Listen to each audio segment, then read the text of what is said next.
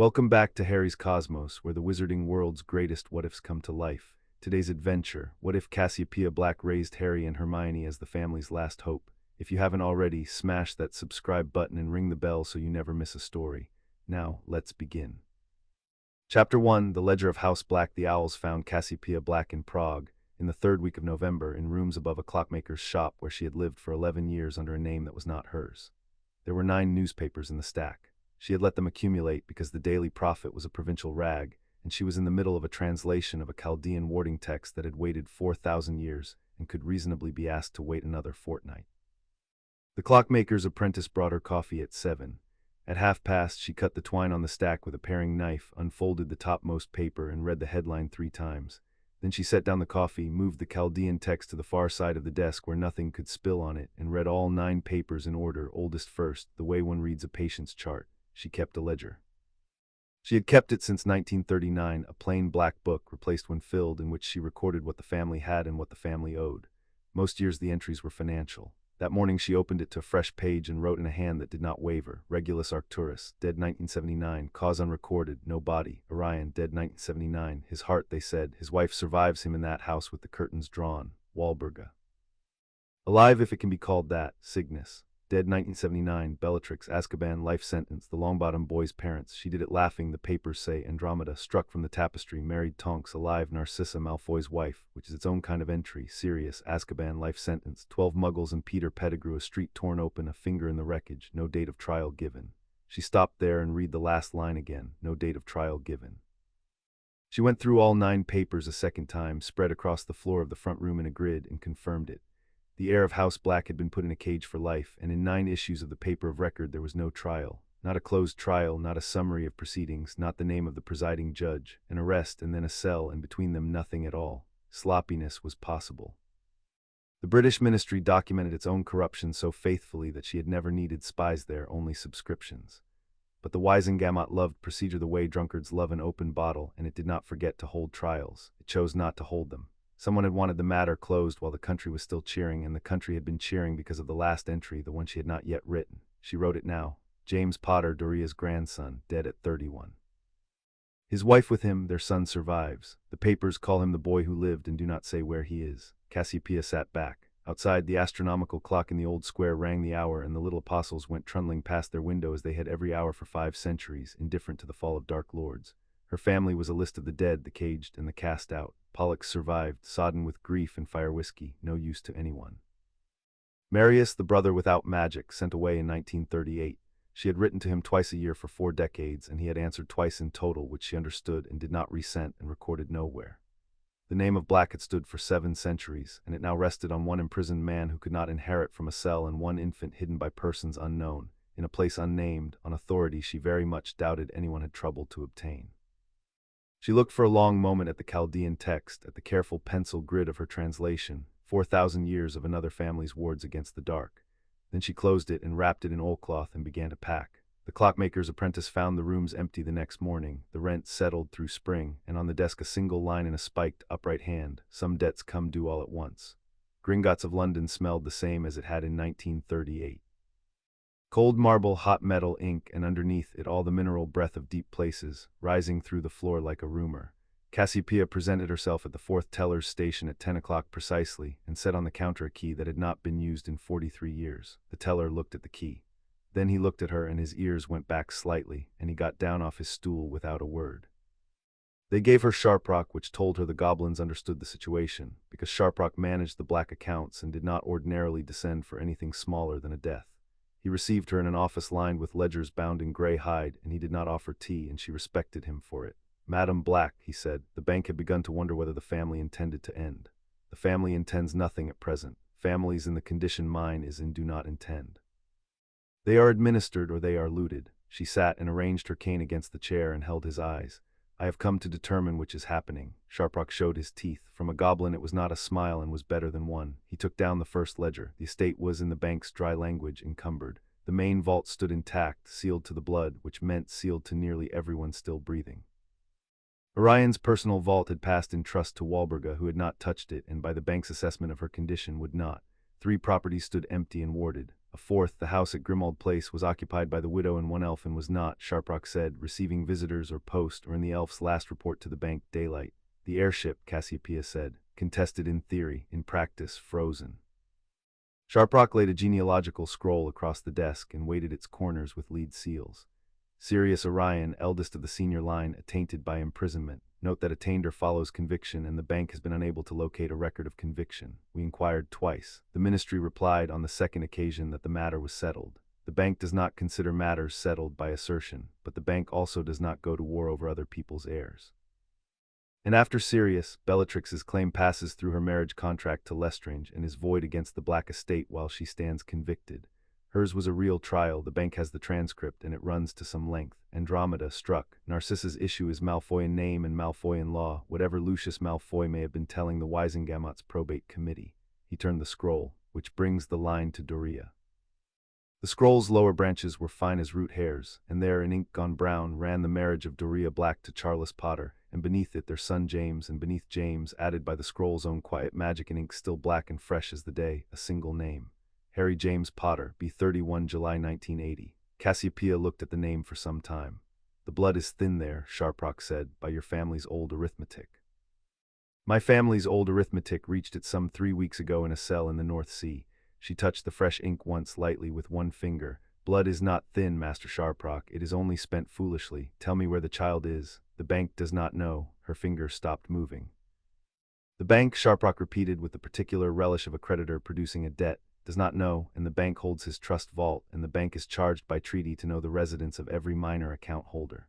We wrote to the Ministry's Office of Family Affairs. No guardianship has been filed. We wrote to the Chief Warlock, in whose name the boy Potter was removed from the ruin at Godric's Hollow, according to 2 witnesses whose accounts the bank purchased at the standard rate. Albus Dumbledore replied that the child is safe, that the arrangements are sound, and that the bank's concern while touching is unnecessary. Unnecessary, Cassiopeia said. It is the same word the ministry used about the trial. The office was quiet. Far below, through miles of rock, something rumbled, a cart or a dragon or money moving in its sleep. Here is what will happen, Cassiopeia said. You will draft a claim of kin guardianship under the Concordat of 1612, House Black asserting the wardship of a minor of its blood where no lawful guardianship exists. You will date it today and seal it today, because the claim's priority runs from filing, and I want it senior to any paper the Chief Warlock produces when he learns I am in the country. You will further draft and hold unfiled a petition to compel the production of the trial record of Sirius Orion Black, because a thing held in reserve is a blade and a thing filed is only a fact. Sharprock had begun writing before she finished the first sentence. The Concordat requires the claimant to produce the child before the season turns. Then I have until the solstice, locate him. Madam, the bank does not know. The bank knows how money moves. Somewhere in this city in the next month, someone will buy things for a child who did not exist in any registry last June. Nappies do not fall from the sky, Master Sharprock, even for the boy who lived, and if that fails, the trust vault. Dumbledore is executor of the Potter will. Executors draw expenses, follow the expenses. Sharprock's quill stopped. He looked up, and there was in his old flat eyes something that in a wizard she would have called delight. The will, he said, is sealed. By order of the Wisengamot, by motion of the Chief Warlock. Cassiopeia leaned back in her chair. Draft a third document, she said. It took the bank 9 days, and in the end it was not the money, it was the cats. Sharprock's letter, when it came, was 2 lines and an address in Surrey, and appended to it a note explaining that the bank maintained, among its many instruments, a registry of wizarding households in Muggle districts, and that one Arabella Fig, a squib of no account and 11 cats, kennel licensed, had in the first week of November written to the bank to establish a small standing order for cat food, deliverable to Wisteria Walk, Little Winging, and had paid for it with a check drawn on an order of the Phoenix operational account, whose existence the bank was not supposed to acknowledge, and whose signatory was Albus Dumbledore, a watcher paid and placed, which meant the child was close enough to watch. Cassiopeia went to Little Winging on the 1st of December, dressed in grey wool and a hat that had been fashionable among Muggle women of her apparent age at some point in living memory, and walked the length of Privet Drive at the pace of a woman with a mild interest in gardens. The houses were identical in the well-fed way of places that had never been bombed. Number 4 had a bottle of milk frozen on the step at 2 in the afternoon, a hedge cut with a spirit level, and around the whole of it, laid into the property line like wire into a wound, a ward. She stopped at the corner and considered it the way she had spent 40 years considering other people's wards. Blood anchored, that much was competent. Old work, older than the man who had cast it, adapted rather than invented, but it was starved. A blood ward fed on the bond it sheltered, and this one was drawing on something thin and bitter, sustenance the wire could barely taste. Whatever love was anchoring the working, there was just enough of it to keep the lattice standing and no more. It would hold against a Death Eater. It was not holding against anything inside the house because wards never did. She watched for 3 days from 3 directions. On the second day, a woman with a long neck came out, arranged an infant with white blonde hair in a perambulator with the tenderness of a jeweler setting a stone, and left a second child inside the house. On the third day, through the kitchen window at dusk, Cassiopeia saw the second child at last, black hair, in a high chair pushed into the corner farthest from the table, working at a crust of bread with the focused patience of a creature that has learned exactly how much it will be given. 15 months old, and he did not cry to be picked up. He had stopped expecting it, and it had taken only a month.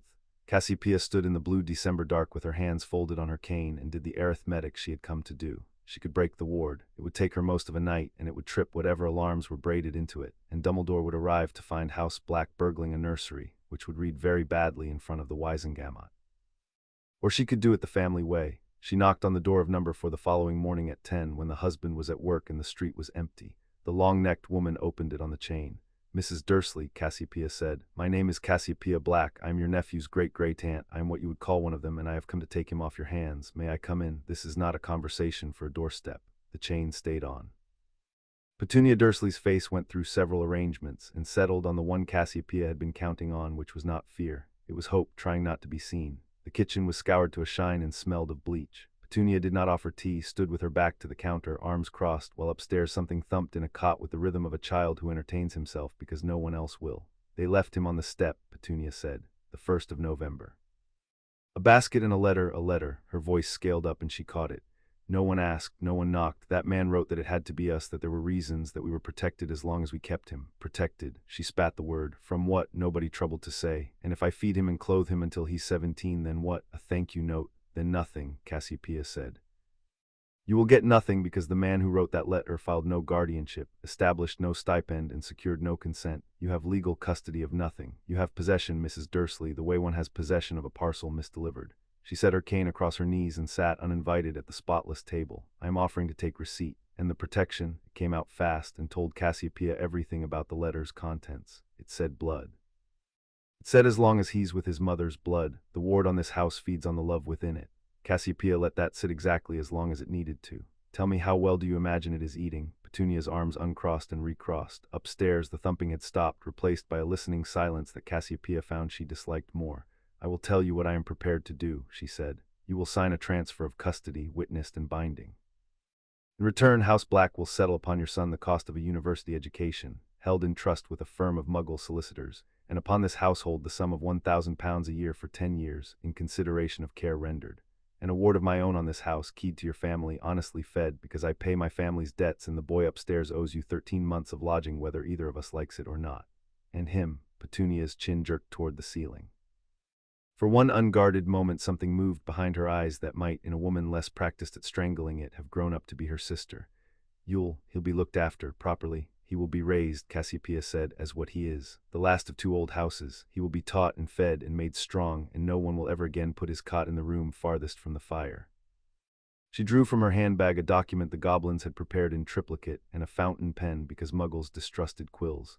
"Sign, Mrs. Dursley. You have wanted to sign since I said my name." Petunia read all 4 pages. Cassiopeia awarded her a point for that. Then she signed in a fast, cramped hand and stepped back from the table as though the paper might reconsider. Upstairs, in a box room that held a cot, a chest of broken toys clearly belonging to some other child, and nothing else, Cassiopeia Black met Harry Potter. He was standing up in the cot, gripping the rail, and he watched her come with green eyes that did not belong on a face so young and did not look away. Petunia hovered at the door and did not come in. "Well," Cassiopeia said to him, "you have your grandmother's chin, God help us both." She reached into the cot. He studied her hand. Then he reached out and took her forefinger in a grip of decided ownership and pulled himself toward her, and it was as businesslike as a wizard shaking hands over a contract, and something in Cassiopeia's chest, 66 years old and grown over like a sealed vault, opened 1 measured inch. She carried him down herself. He weighed less than he should have, and he rode her hip with both fists in her collar, and when they passed the cupboard under the stairs, he turned his head to look at it, and Cassiopeia noted that he looked at it the way she had once seen a curse-breaker look at a door he knew, and she added a line to the ledger she kept behind her eyes. At the front step, she paused to lay the new ward. She did it wandlessly with a drop of her own blood on the lintel, an honest working honestly paid for, and as her magic settled over the house she felt the old ward, Dumbledore's ward, taste the change in the air and grope after the child in her arms like a root system after water. She let it touch him once so that it would know he lived, and then she folded her traveling cloak around him and cut the connection clean. Behind her at the door, Petunia Dursley stood with her hands wrung into her apron. His eyes, she said, it seemed to cost her. They're lilies, exactly lilies. I thought you should know it from someone who knew. I know it now, Cassiopeia said, and inclined her head the precise degree owed a creditor paid in full, and turned on the spot, and little winging closed over the place where they had been like water over a stone. The wrongness in the scar declared itself on the second night. Ravenscar Hall stood on the Yorkshire coast, on a headland the maps gave to a village, and the village, wisely, did not contest. The house had come into the family in the 1500s through a marriage nobody bragged about, and Cassiopeia had claimed it for herself at 25 because it was 400 miles from her father and had the finest private warding library in England. It was a long grey house with deep windows, a walled garden that grew whatever it pleased regardless of season, and below the cellars, cut into the living rock of the headland, the undercroft where the family's dead had been laid down since before the family wrote its records in English. The house had stood empty 11 years, and when Cassiopeia crossed the boundary stone with Harry asleep against her shoulder, the wards came awake all down the length of the headland, ringing off the cliff face like struck bronze, and then they found the child. She felt them stop. She felt the whole vast apparatus of 7 generations of black warding turn its attention on 14 pounds of sleeping infant, taste the blood in him, and go quiet in a new key, and the front door opened before her hand touched it. Tilly was waiting inside with every lamp in the hall lit. The elf had kept Ravenscar alone for 11 years, and it had made her strange even by the standards of her kind, formal as a bishop with opinions. The house is knowing him, Tilly said, and her voice wobbled on it. The house is knowing the little master's blood. Tilly has aired the south nursery. Tilly has also aired the east nursery in case Madame disagrees with the house. The house and I will negotiate in the morning. That was the first night. On the second, Cassiopeia sat working late in the library with the child's basket beside her desk, because the nurseries, both of them, stood ready, and she had put him in neither, and she declined to examine why. At some hour past 2, Harry began to whimper in his sleep, and she reached over to still the basket and stopped. The scar was glowing, faintly, a thread of dull red under the skin, like a wire in a fire, and around it her own wards were bristling, and they were not looking outward. She did not touch it. 40 years in the tombs and archives of 5 countries had taught her above all things what not to touch. She sat very still and extended toward the child's forehead the sense she had trained on 10,000 cursed objects, and read what was there to be read. It was old magic and foul, and it was not a curse mark, whatever the prophet's tame experts burbled. Curse marks were scars in the true sense, records of an impact, dead as fossils. This was inhabited. Something lived in the lightning-shaped seam, something small and mutilated and gorged on murder that had crawled into the last whole thing in that nursery in Godric's Hollow and stitched itself shut inside him.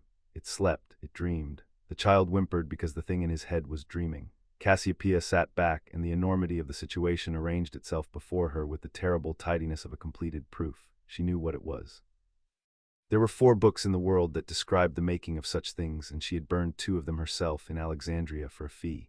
A man who had made one could not die, not wholly, and the Dark Lord had visibly failed to die. A man who had made one might make another. Nothing in the arithmetic forbade it. The war was not over. The war was hibernating, and part of it was hibernating in the forehead of the heir of House Black, and Albus Dumbledore, who had held the boy, who was called the greatest wizard of the age, who had sealed the will and dodged the bank and posted his watcher of cats, either did not know, which was beyond belief, or knew. Knew, and had parked the child in the cheapest corner of the board, behind a starving ward to ripen. Cassiopeia Black sat in the lamplight for a long time, and the sea worked at the base of the cliff, patient as law. Then she rose and lifted Harry out of the basket, blanket and all, and carried him not to either nursery but to the deep chair by the library fire, and settled him against her shoulder, and took down from the nearest shelf a treatise on the housing and severance of bound souls. They have all made the same mistake about you, she told him. He slept on, one fist closed in the grey wool at her collar. They have mistaken you for a chess piece. It is an error I intend them to enjoy at length. She read until dawn. The house, which was old enough to have its own opinions and discreet enough to keep them, moved the fire screen closer and dimmed the lamps by the window and said nothing to anyone. Albus Dumbledore came to Gringotts on the 9th of December, 4 days after a claim of king guardianship under the Concordat of 1612 had crossed the desk of the Office of Family Affairs, been queried, been requeried, and been confirmed by the bank as senior, sealed, and perfected by production of the minor before a notary of the blood. Cassiopeia received him in Sharprock's office by arrangement because the bank's territory was neutral ground and because she wanted the goblins to witness.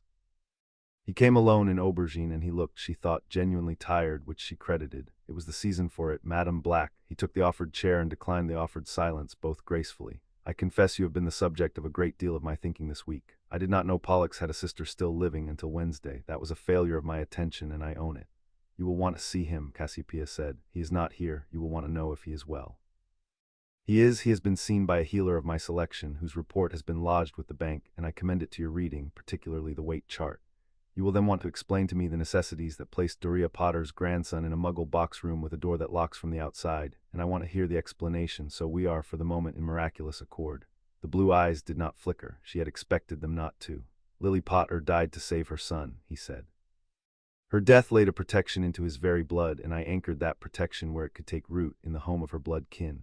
While he could call that house home, Voldemort himself could not touch him there. Whatever the discomforts of the arrangement, and I do not dismiss them, they were weighed against his life. I have made colder trades in this war than a child's comfort, Madame Black. I will make them again, and I will sleep as badly as I deserve. It was honest so far as it went and delivered without varnish, and Cassiopeia revised her assessment of the man upward and her assessment of the problem accordingly.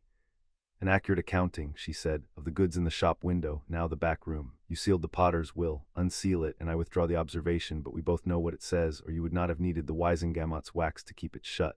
It names guardians, and none of them is Petunia Dursley. You placed him in defiance of it, filed nothing, told no one, and paid your watcher from a war account, which tells me you knew the placement could not survive daylight. She laid one finger on the desk between them. And Sirius Black has had no trial. Do not trouble to look surprised, the bank inquired twice. The heir of the house whose ward I now hold sits in Azkaban on an assertion. You are chief warlock. A word from you and the Wisengamot's own rules would have compelled the trial it is compelled to hold anyway. The word was not said. I have spent 9 days assembling the pattern Dumbledore, and it has one author, and the pattern is this. Every person with a lawful claim to Harry Potter was removed, sealed, imprisoned, or ignored, until the only hand left on the child was yours. The office was very quiet.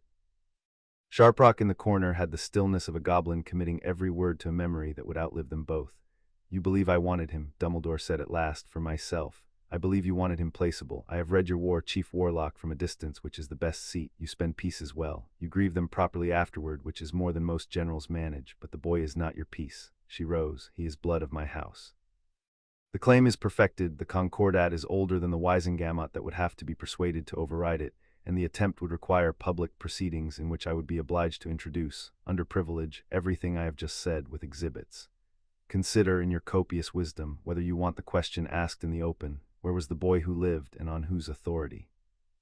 Dumbledore looked at her for a long moment, and behind the half-moon spectacles she watched him do what she had been told he never did, which was recalculate. There is a war coming back, madam, he said quietly. Whatever you think of me, whatever I have done badly, and it is more than you know, there are things about that child, there is a passenger in that child's scar, Cassiopeia said, and I will have it out of him if it costs me my hands. That landed. It was the only blow of the interview that visibly landed. The long fingers went still on the arm of the chair, and for a breath the tiredness in his face stopped being a courtesy and became the truth. You cannot remove it, he said. I have looked. The magics that would destroy it would. You have looked with the intent of a man cataloging an asset. I will look with the intent of a woman cleaning her house. We shall see who reads further. She took up her cane. You may write to him at midsummer and midwinter letters, which I will read first. When he is 11, Hogwarts may make its case to me like any other school. And if you move against my guardianship in the open or in the dark, I will file the petition that is sitting in this bank compelling production of the record of the trial of Sirius Orion Black, and we will all discover together what it contains, which is, as you and I know, nothing, because it does not exist. Good day, Chief Warlock. My compliments on the ward at Privet Drive. It was very nearly good work. She was at the door when he spoke again, and the voice had no strategy in it at all, which was why she remembered it. Is he happy? Cassiopeia paused, her hand on the goblin silver latch. He is eating, she said. Happiness will be along presently. I find it follows. She went to Grimmauld Place before the year turned, because duty was duty even when it stank. Number 12 had drawn in on itself. The knocker was green with neglect, the windows blind with grime on the inside, which took effort, and the door knew her blood and admitted her into a hall that smelled of damp cloth, candle, fat, and the particular sourness of a house where something is dying slowly and has forbidden anyone to mention it. The troll's leg umbrella stand lay on its side. Nobody had righted it in some time. Creature materialized at her elbow between one step and the next, and looked up at her out of a face like a fist. Madame Cassiopeia comes back, he rasped. 11 years, and Madame Cassiopeia comes back now when the house is bones. Creature will announce Madame to Mistress. A pause, and the bloodshot eyes slid sideways. Mistress will not know Madame. Creature says it so Madame is not surprising herself.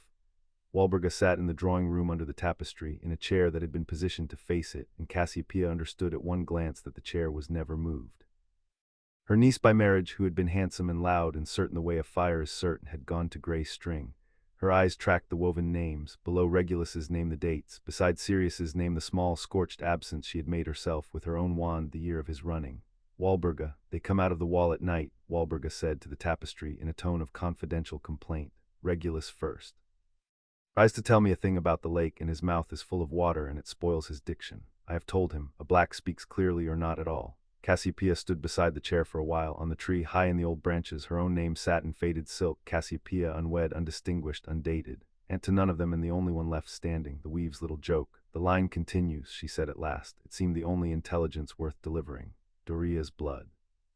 I have him, he is small and loud, and the house at Ravenscar has adopted him like a fool of a dog.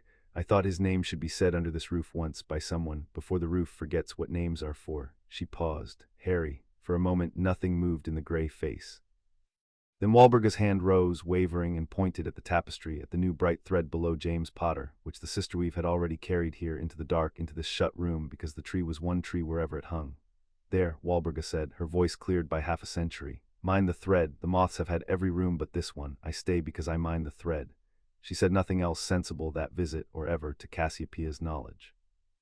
But going out in the hall, Cassiopeia stopped and looked down at Creature, who was pretending to polish a doorknob in order to watch her leave.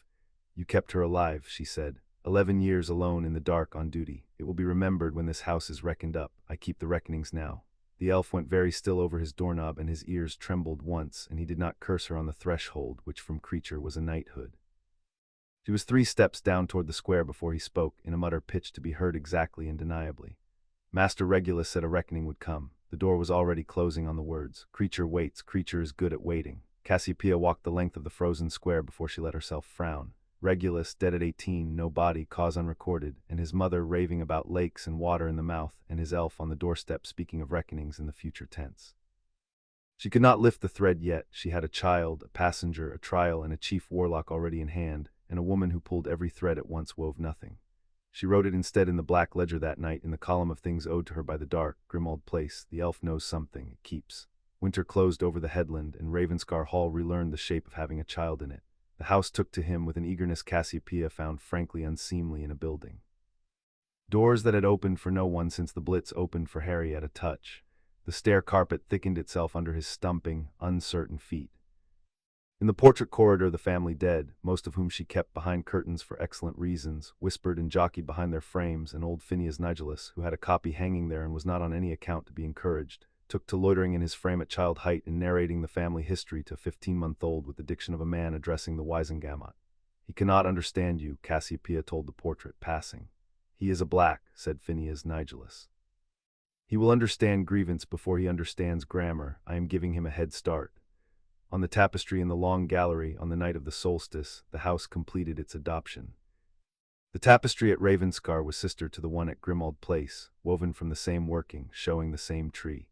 And Cassiopeia came into the gallery at midnight with the ledger under her arm to find a new thread laid in below James Potter's name, fine and bright as wire in the woven dark, and the whole tree faintly luminous around it, the way the sea is luminous behind a moving keel. 7 centuries of dead blacks arranged in silk, and every line of the weave had turned, insofar as cloth can be said to turn, toward the smallest name on it. She stood before it with her hands folded on her cane. Yes, she said to the tapestry, to the gallery, to the attending dark, I know what I am doing. None of them contradicted her. It was, she reflected, the most cooperation she had ever had from this family. The nightmare came in February. He was walking by then and talking in bursts, and he had annexed the library as his personal duchy because it was where she was. She had learned the ordinary grammar of his crying, hunger, temper, a tooth. What woke her in February was none of these. It came down the corridor thin and continuous, a sound worn smooth with use, the sound of a child who is not crying to summon anyone because no one has ever come. She came. He was rigid in the cot, eyes screwed shut, fists at his ears, and the scar was a line of banked embers, and he was saying in the wreckage of his small vocabulary, no green, no green, no green. Cassiopeia did not coo. It was not among her capabilities. She lifted him out and sat with him in the window seat, wrapped in her own shawl, and held him with the firmness she would have used on something precious in a gale, and talked to him the way she talked because it was what she had. Listen to me. The green light came for you once, and it lost. You are the only person in the history of the world who can say so. It is a distinguished record, and we will keep it intact. His breathing began to find its edges. Below the window, the winter sea went on hammering the headland it had been hammering for 10,000 years to no gain. You are Harry of the houses of Potter and Black. You are the last hope of a very old family, which is a great deal of work, and it begins with sleeping so that you grow.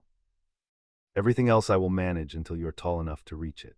He turned his face into the wool of her shoulder. One fist found its habitual anchorage at her collar. The scar dimmed and went out, and the passenger in it went back to its stolen sleep, and Cassiopeia Black sat watching the window until the sky grayed over the North Sea, doing sums in her head of years and books and enemies and of one thread on a tapestry, too fine yet to bear the weight the weave had assigned it.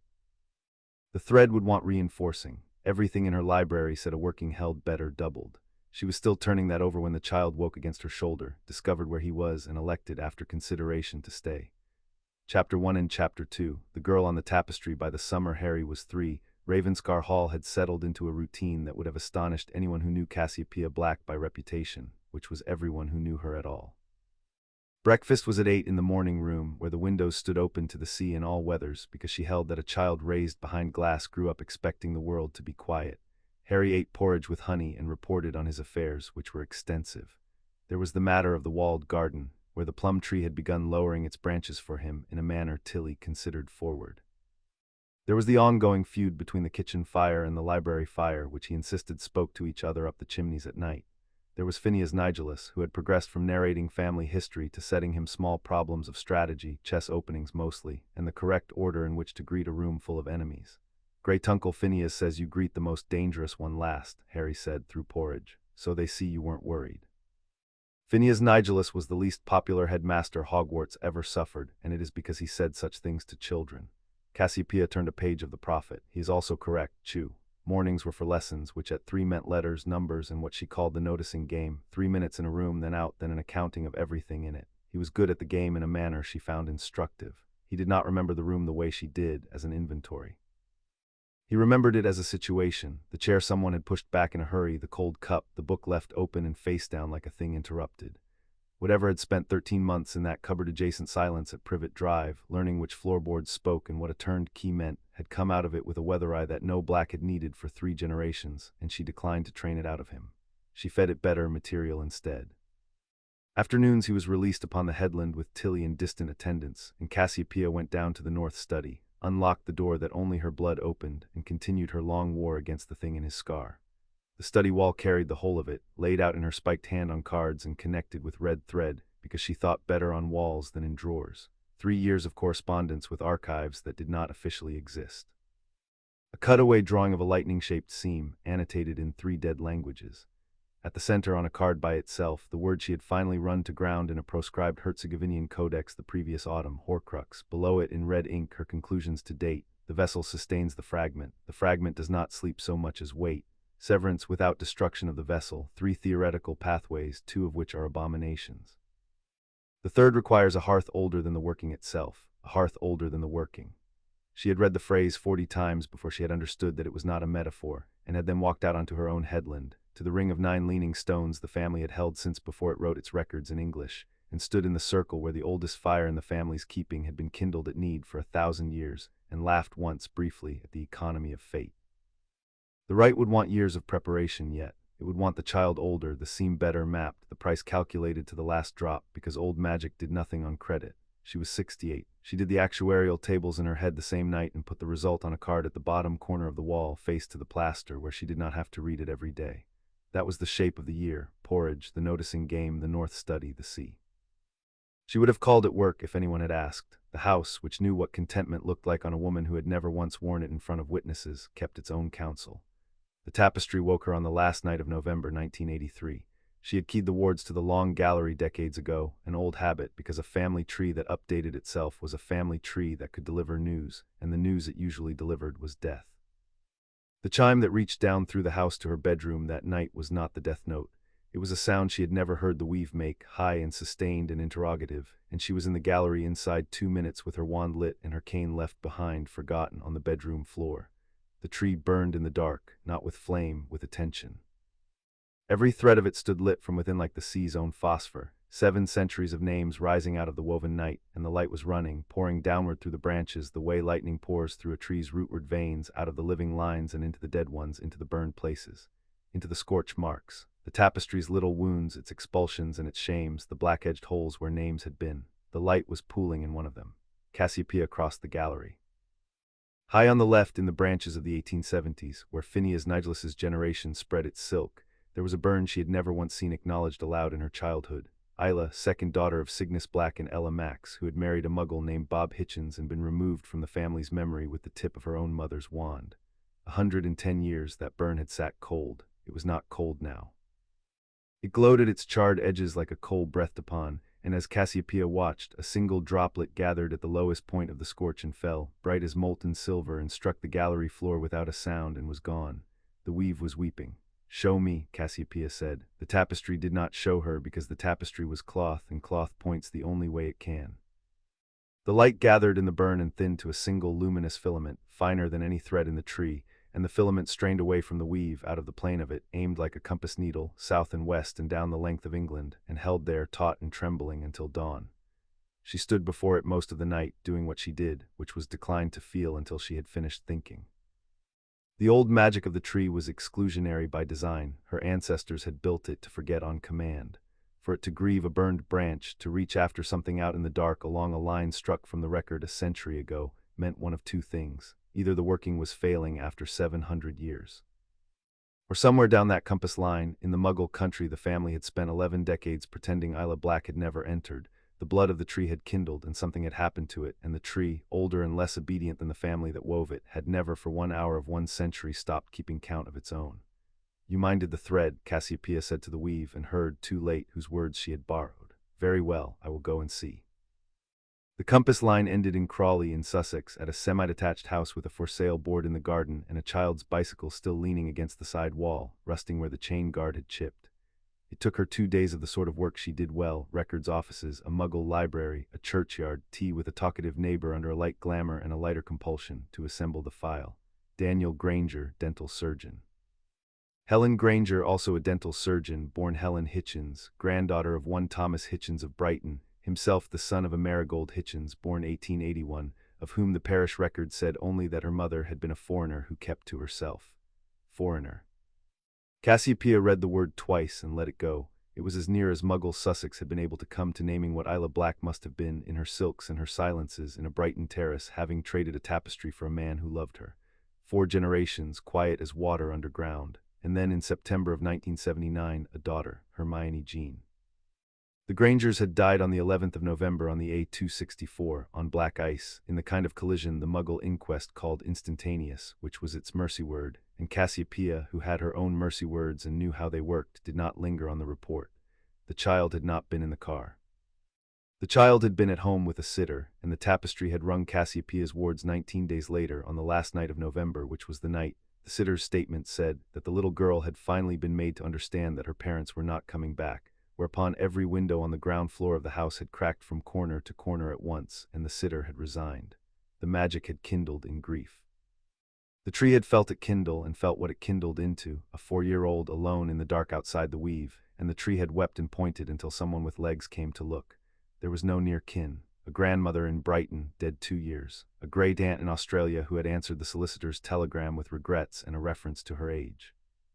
The child was in the interim care of the county, at a group placement in Horsham, and it was there, on a grey December morning, that Cassiopeia Black stood at a wired glass window and looked for the first time at the other half of everything she intended. The visiting room held 6 children and a scatter of donated toys. 5 of the children moved in the loose orbit children make. The 6th sat under the table, which was the most defensible position in the room, with a book. She was small for 4, with a quantity of brown hair that had defeated whoever was detailed to brush it, and she was not pretending to read, as unhappy children pretend, for the wall it makes. She was reading, lips moving, one finger under the line, with the whole of her small body organized around the act, the crown of her head brushing the table's underside, and while Cassiopeia watched, the girl reached the end of the book, closed it, sat still for the space of 10 seconds with her hand flat on the cover like someone at a grave, and then opened it again at the first page. It was the stillness that decided her, not the reading. Reading could be temperament. The stillness of a child who had learned in 19 days that the world took back what it gave, and had concluded sensibly, monstrously at 4, that the only things worth loving were the things that could be started again from the first page. Cassiopeia had crossed a continent of archives in her life and had come to believe she was done being ambushed by anything. She stood at the wired glass, 68 years old, with a genealogy in her handbag that would make this child kin, and admitted to herself, in the privacy where she kept such admissions, that the genealogy had just become the second reason. The matron's office smelled of instant coffee and wet coats. Cassiopeia produced the documents the goblins and a muggle solicitor of impeccable discretion had built between them. The Hitchens line, the great-great-grandmother's estate, the family trust of very long standing, the letters testamentary. She was, the papers said, the trustee of a family settlement of which the child was now the sole beneficiary, empowered and indeed obliged to assume her care. Every word of it was true. That was the art of the thing. The goblins despised forgery as a vulgarity that got clients caught. She's a strange little thing, the matron said, riffling the file with the air of a woman glad to see a problem grow legs and walk. Clever, too clever, the staff say, it puts the others off, corrects people. She asked our Mrs. Beadle what dying was for. The matron said it as an indictment. Cassiopeia wrote it down inwardly as a syllabus. And there have been incidents, windows. A door that wouldn't open when two of the older boys, well, it wouldn't open. Locksmith found nothing wrong with it. I am sure I will find her entirely ordinary, Cassiopeia said, in a voice that had ended better negotiations than this one, and signed where the paper asked. They brought Hermione in with her coat already on, carrying a cardboard case with one strap gone and the book from under the table held against her chest, which Cassiopeia noted was a theft and approved. The child had correctly identified which institution could better absorb the loss. The matron performed the introduction and withdrew. Silence. The girl examined her, dry-eyed, thorough, the falcard eyes of the very clever and the recently bereaved. They said you're my aunt, Hermione said. You're not. I know all my aunts. There's only Aunt Jean in Australia, and she smells of cough sweets. I am not your aunt. I am your cousin at 4 removes, through your mother's great-grandmother, whose name was Marigold Hitchens, whose mother's name, before Sussex misplaced it, was Isla Black. Cassiopeia sat uninvited on the small hard chair, which brought their eyes nearly level. You may verify the first 3 steps of that in the parish records at Brighton when you are older, and I will teach you how. The 4th step is recorded somewhere better than a parish. You are owed a great many explanations, and I am the only person alive who can pay them, and I do not pay in installments, but not here.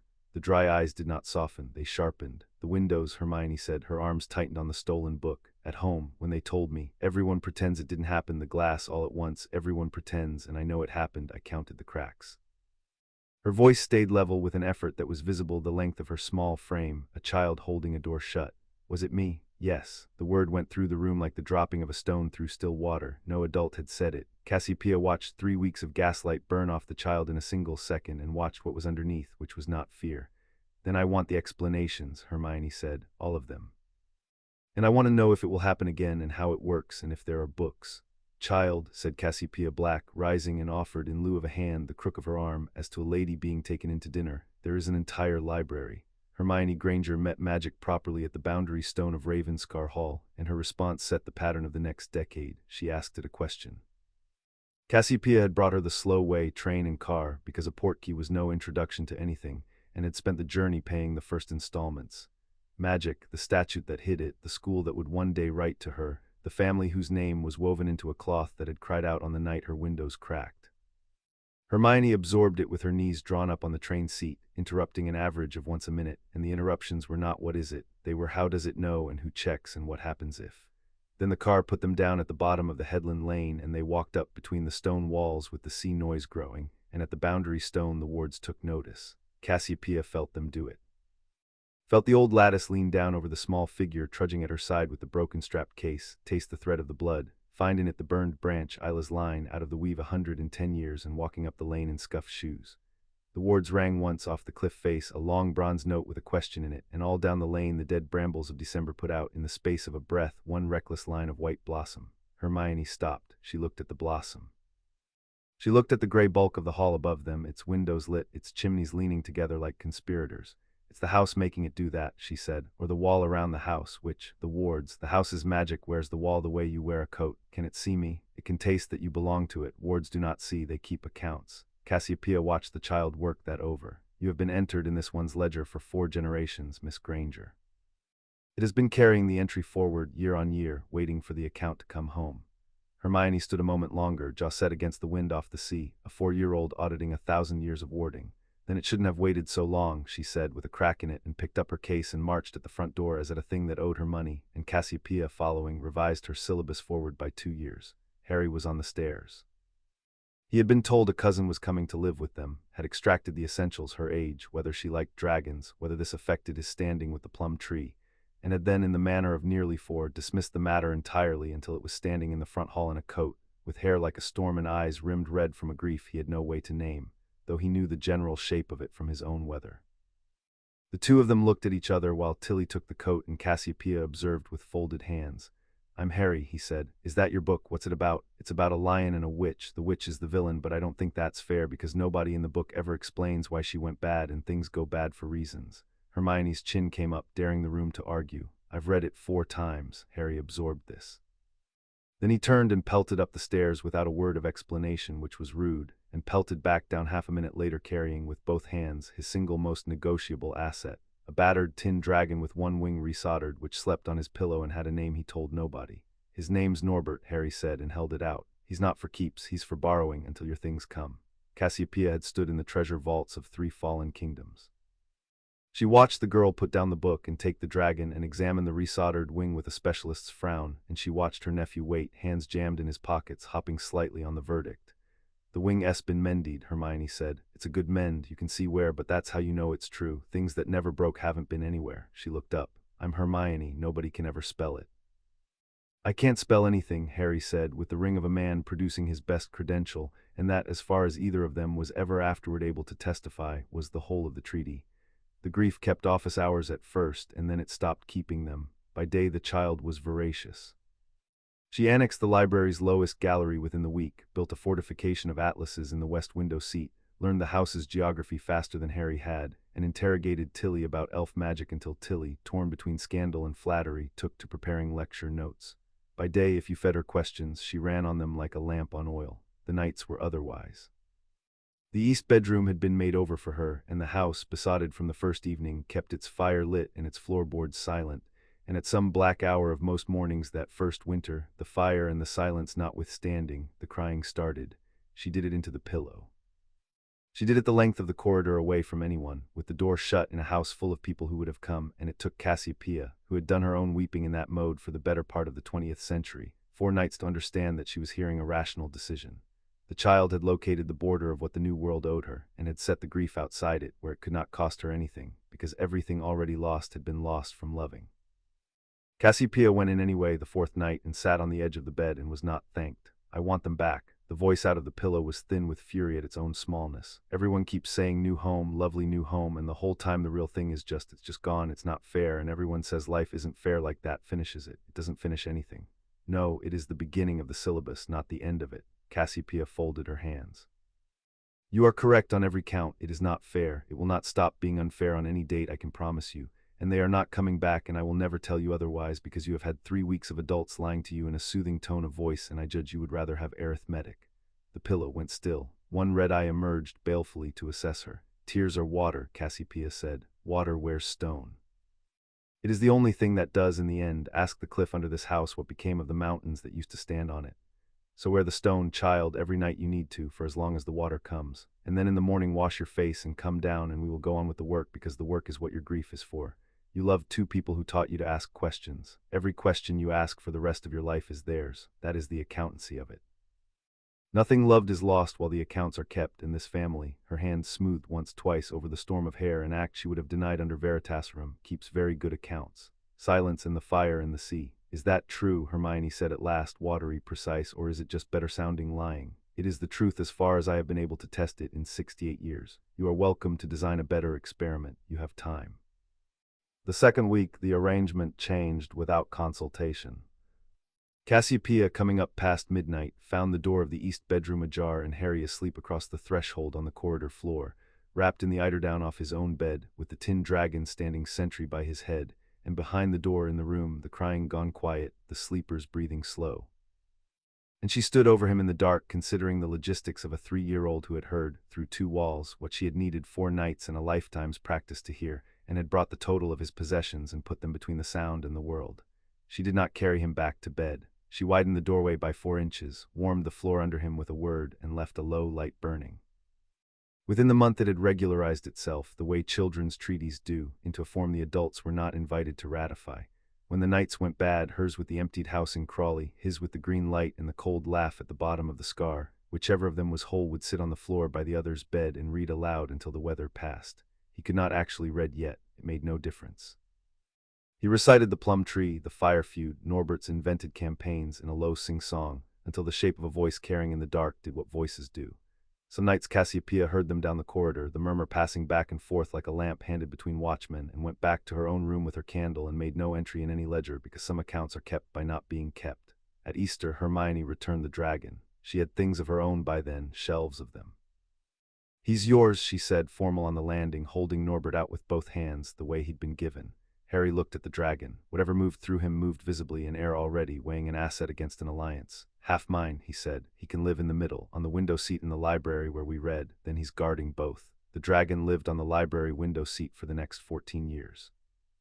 She took them to Diagon Alley for the first time in the summer of 1985, because a fortress education produced heirs who flinched in crowds, and because the goblins wanted Hermione's lines certified before a notary of the blood, and because, though she told no one this part, she wanted London to see them once on her terms before London came to them. They took the flue to the leaky cauldron, which Harry pronounced the best thing that had ever happened to him, and Hermione pronounced a safety hazard improperly explained, and came out into the Wizarding Street on a bright loud Tuesday with the 2 children walking per instruction, one at each of her hands. Not held, stationed. "The rules," Cassiopeia said, pausing under the apothecary's awning. "Recite, stay in sight, notice everything, say nothing until home." Hermione had them word perfect, of course. "If anyone asks our names, they may have them. Names are public. If anyone asks anything else, the answer is you." And Harry said, "If people stare, let them. Staring is free. It's the ones who don't stare you watch." He frowned up at her. "That one's Phineas's rule. It is the only rule of Phineas's you are licensed to use. Come." London stared. She had known it would. The story of the vanished boy who lived had run through the papers in '82 like fire through gorse, had been litigated to a standstill against the immovable fact of a perfected Concordat claim, and had settled into national folklore. The Black Witch keeps him in a tower by the sea. Now the tower had opened, and here he was on the street, 5 years old, scar half under his fringe, licking ice cream off his wrist outside Florian Fortescue's, while his guardian, that guardian, bought his companion a second scoop for correctly naming the Goblin Rebellion in the fresco over the counter. The alley managed its staring badly. Harry, as instructed, let them have it. Cassiopeia watched him decide the staring was boring, somewhere around the second lamp-post, and filed the crowd under weather, and she made a note that the fame had, at 5, already lost its purchase on him, which was one danger fewer to raise him past. Gringotts went smoothly until the Marble Hall, where it stopped going smoothly in the person of Lucius Malfoy.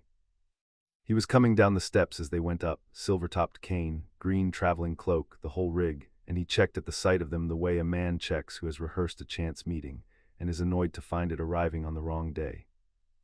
Beside him, matching his stride with visible concentration, came a boy Harry's age with white blonde hair, and Harry's hand tightened a fraction on Cassiopeia's, and she knew he had recognized the hair before the reason. The perambulator at Privet Drive had had an occupant like that.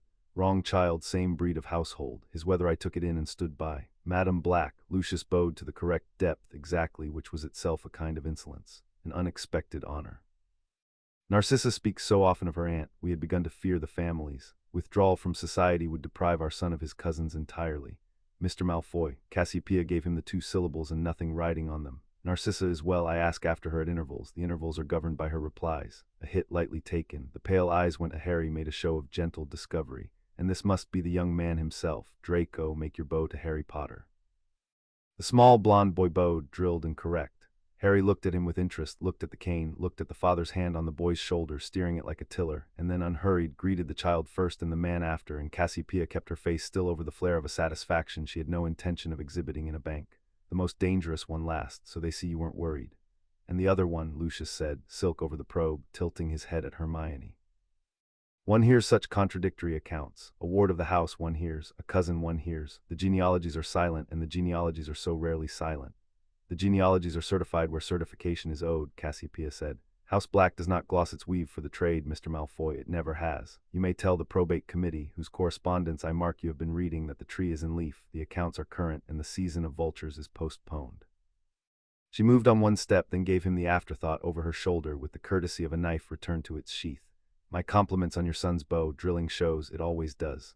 On the steps above, Hermione turned around once, walking backward to keep the Malfoys in view until the doors took them, and Harry did not turn at all. The debrief was held over supper, per protocol, noticing Game Street edition. The ice cream man is kind for real, Harry reported. He gave the big scoop to a kid who dropped money under the freezer and pretended he'd found the kid's coin behind the counter. It was his own coin, I saw. The lady in the bookshop isn't, Hermione said. She smiled all the time and she watched my hands like I'd steal. I bought 4 books. A pause, judicial. I might steal from her someday, just one on principle. You will not continue. The man with the cane, Harry said, and stopped and worked at it, turning the observation over to find the words underneath. He wasn't looking at us. He was looking at what we're worth, like Sharprock does at the bank, except Sharprock's allowed, it's his job, and his boy watched his own bow the whole time, like it was for marks. Silence at the table while Cassiopeia sorted with some care through everything she could have said. The man with the cane, she said at last, married your cousin Narcissa, and wants what this family has, and believes he has time on his side because I am old and you are small. He is courteous because courtesy is free, like staring. You will meet him all your lives, him and his breed, at banks and boards and ministries, smiling at what you are worth. She looked from one to the other of them, the green eyes and the brown, both steady on her, both waiting for the rest, and gave it to them straight, because she had promised them arithmetic. The drilled bow you saw is what some houses do to their heirs. It was done in my father's day to me. I chose otherwise for you, and it costs. You will be called wild and familiar and irregular, and mine. Bear it. A bow performed for marks is worth marks. Yours are worth what they cost you, which is nothing, which is everything. Eat your supper. They ate. Under the table, unnecessary and unremarked, 2 smaller feet came to rest on the bar of the chair beside them, companionable, the way boats raft together in harbor, and the household's older sister pretended, over the rim of her evening tea, to have seen nothing worth entering in any ledger.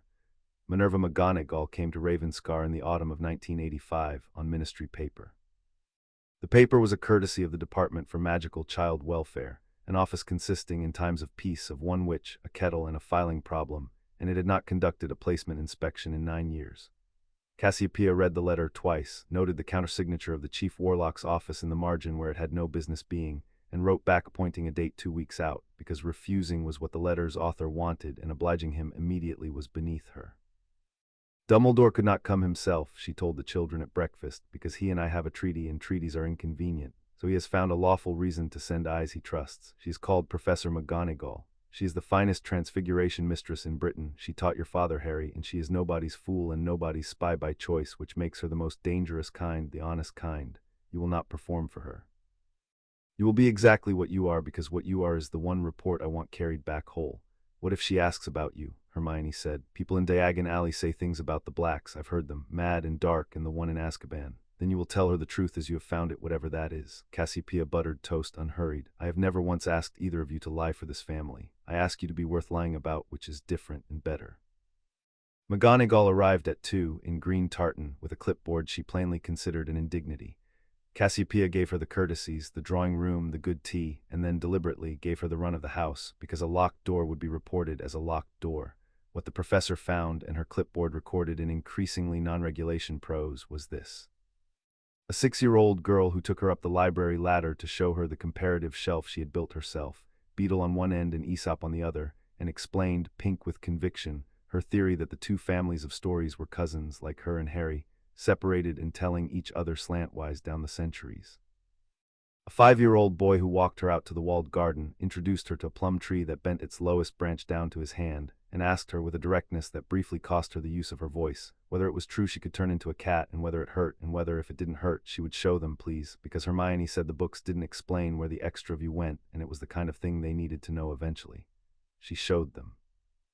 It was against every professional instinct she possessed, and she sat on the garden wall in her other shape for a quarter of an hour while the 2 children observed her with a rigor she got from her 7th years on a good day, the girl narrating observations, the boy flat on his stomach at whisker height, checking conclusions against the evidence. At the door, clipboard exhausted, she faced Cassiopeia in the low gold light off the sea.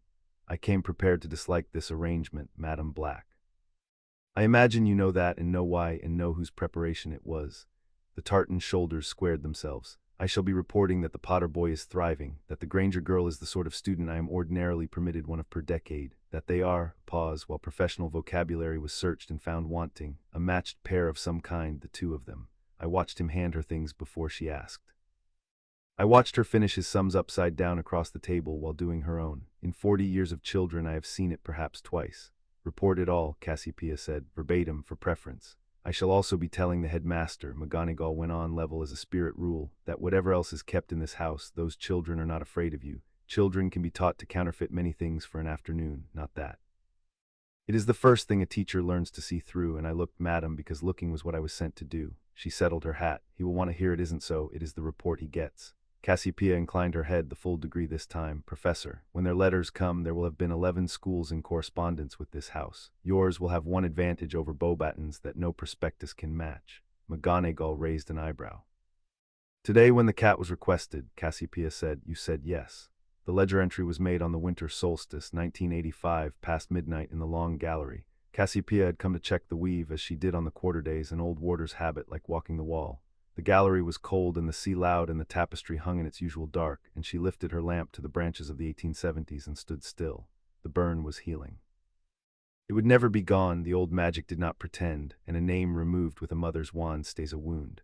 But the black-edged hole where Isla had been was closing at its margins the way a wound closes, new silk knitting inward across the scorch, fine as frostwork, and in the mended ground the weave had relayed the lost line, thread descending from thread.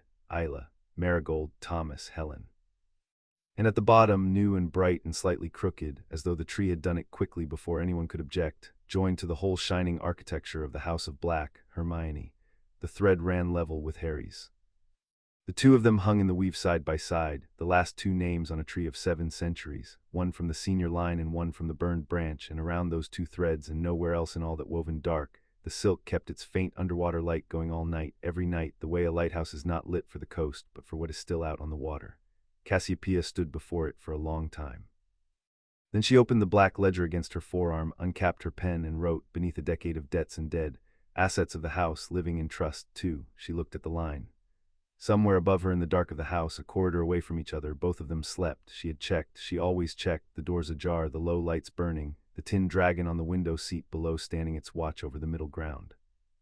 She added in the margin in a hand no archivist would ever be permitted to see, 2 threads, 1 weave, mind them. Then she capped the pen and put out the lamp and went up through her sleeping house, resetting the wards behind her as she went, 7 generations of them, turned all one way now, facing out into the dark like the household's older sister. Chapter 2 and Chapter 3. Lessons in winter. The education of the last 2 blacks began every morning at the cliff path, in all weathers, because Cassiopeia held that magic lived in the body before it lived anywhere else, and that a wizard who gasped after 100 yards would gasp in a duel. The path ran 1.25 miles from the boundary stone to the Coast Guard ruin and back, along the brow of the headland, with the sea working below and the wind coming off it with opinions. By the winter Harry was 6 and Hermione 7, they ran it daily. Harry like something let off a leash, all economy nowhere and joy everywhere. Hermione doggedly, hating it on schedule because she had asked what the running was for, received an answer that satisfied her, and thereafter treated the 1.25 miles as a prescription to be taken entire. Their guardian walked the same route behind them with her cane and did not appear to hurry, and was somehow never more than 40 yards back. After the run, breakfast, after breakfast, the library game. It had begun as the noticing game, rooms and their contents, and had grown teeth by degrees. Now it went like this. Cassiopeia sat them at the long table under the gallery and said, I am going to try to walk into your library, and they closed their eyes, and she came at their minds the way weather comes at a house, first as a draft under the door, then as a pressure on the glass. The image was her own teaching. A mind is a library, she told them. Untrained, it is a library with its doors propped wide and its catalog pinned to the gate, and any passing stranger may come in out of the rain and read you. You cannot brick it shut. A bricked library is a dead mind, and there are those who can read the brick besides. What you can do is learn the building. Learn every shelf and stair of yourself, what is kept where and why, until nothing can be moved without your knowing, and then when strangers come, you may choose what is on display in the front room, and it will even be true, and the stacks stay yours. Harry's library, she came to know over the years, kept its true holdings in no order any intruder could use, shelved by feel, the green light next to the plum tree, because both were things that had come out of the sky at him. Hermione's was catalogued to the inch and defended at the catalogue, which she rewrote, so a reader went confidently down her indexes into rooms that held exactly what she had decided to stock them with. You are both impossible in opposite directions, Cassiopeia told them, the morning 6-year-old Harry first felt her at the door of him, and instead of pushing back, showed her the plum tree so vividly and so hospitably that she lost her thread of intent for 4 full seconds and came out of it with the taste of plums. That was not defense. What was that? You wanted to be somewhere in my head, Harry said, so I picked where. You're a guest. She looked at him for a while. When you are older, she said at last, I will introduce you to certain persons at the ministry whose careers rest on the belief that no one can do what you have just done. You will show them nothing. It will be among our best investments.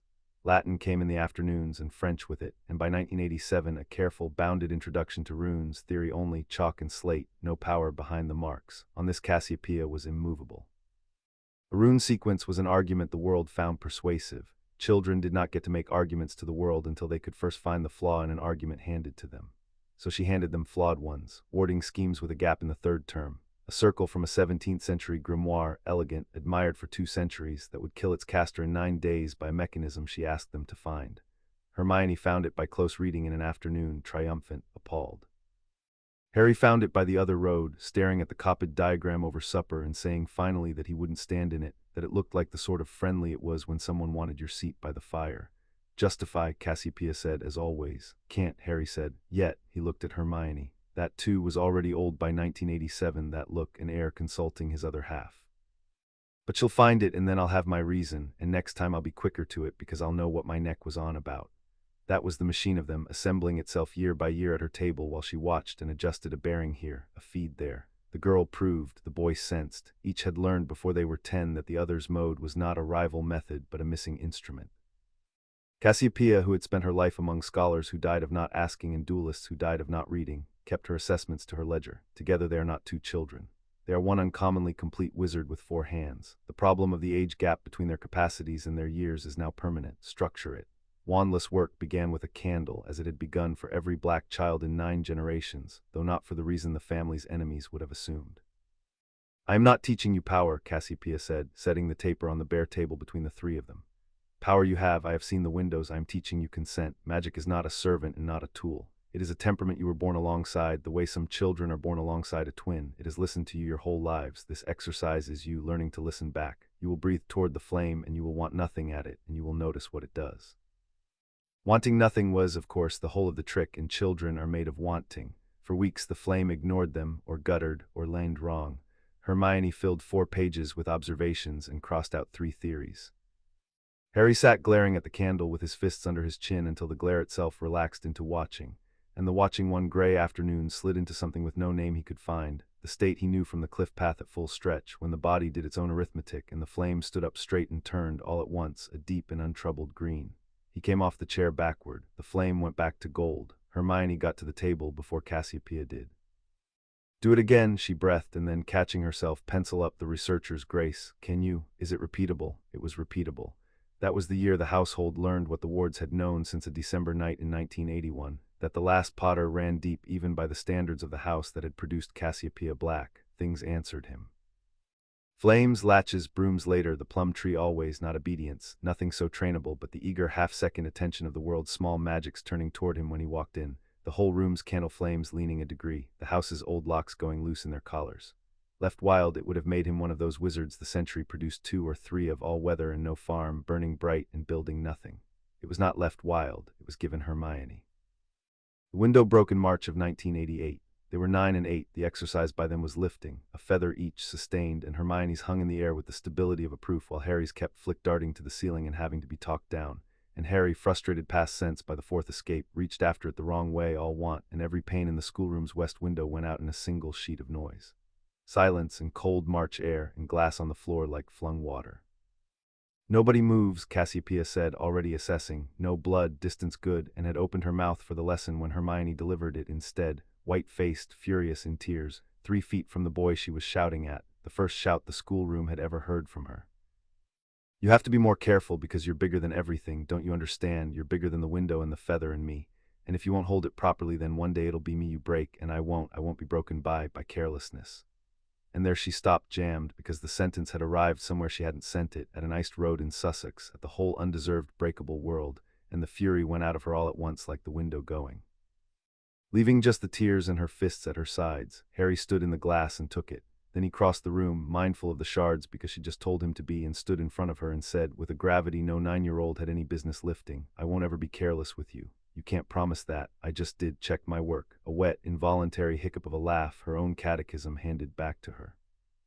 Cassiopeia, forgotten at the head of the room, watched the 2 of them stand in the wreckage negotiating the terms of being each other's, and made no sound, and later in the ledger, after the entry on resonance damping and the schedule of Glazier's charms Harry would now learn as penance and as syllabus, she wrote one further line and boxed it, her mark for structural facts, the ones the rest of the building would be hung from.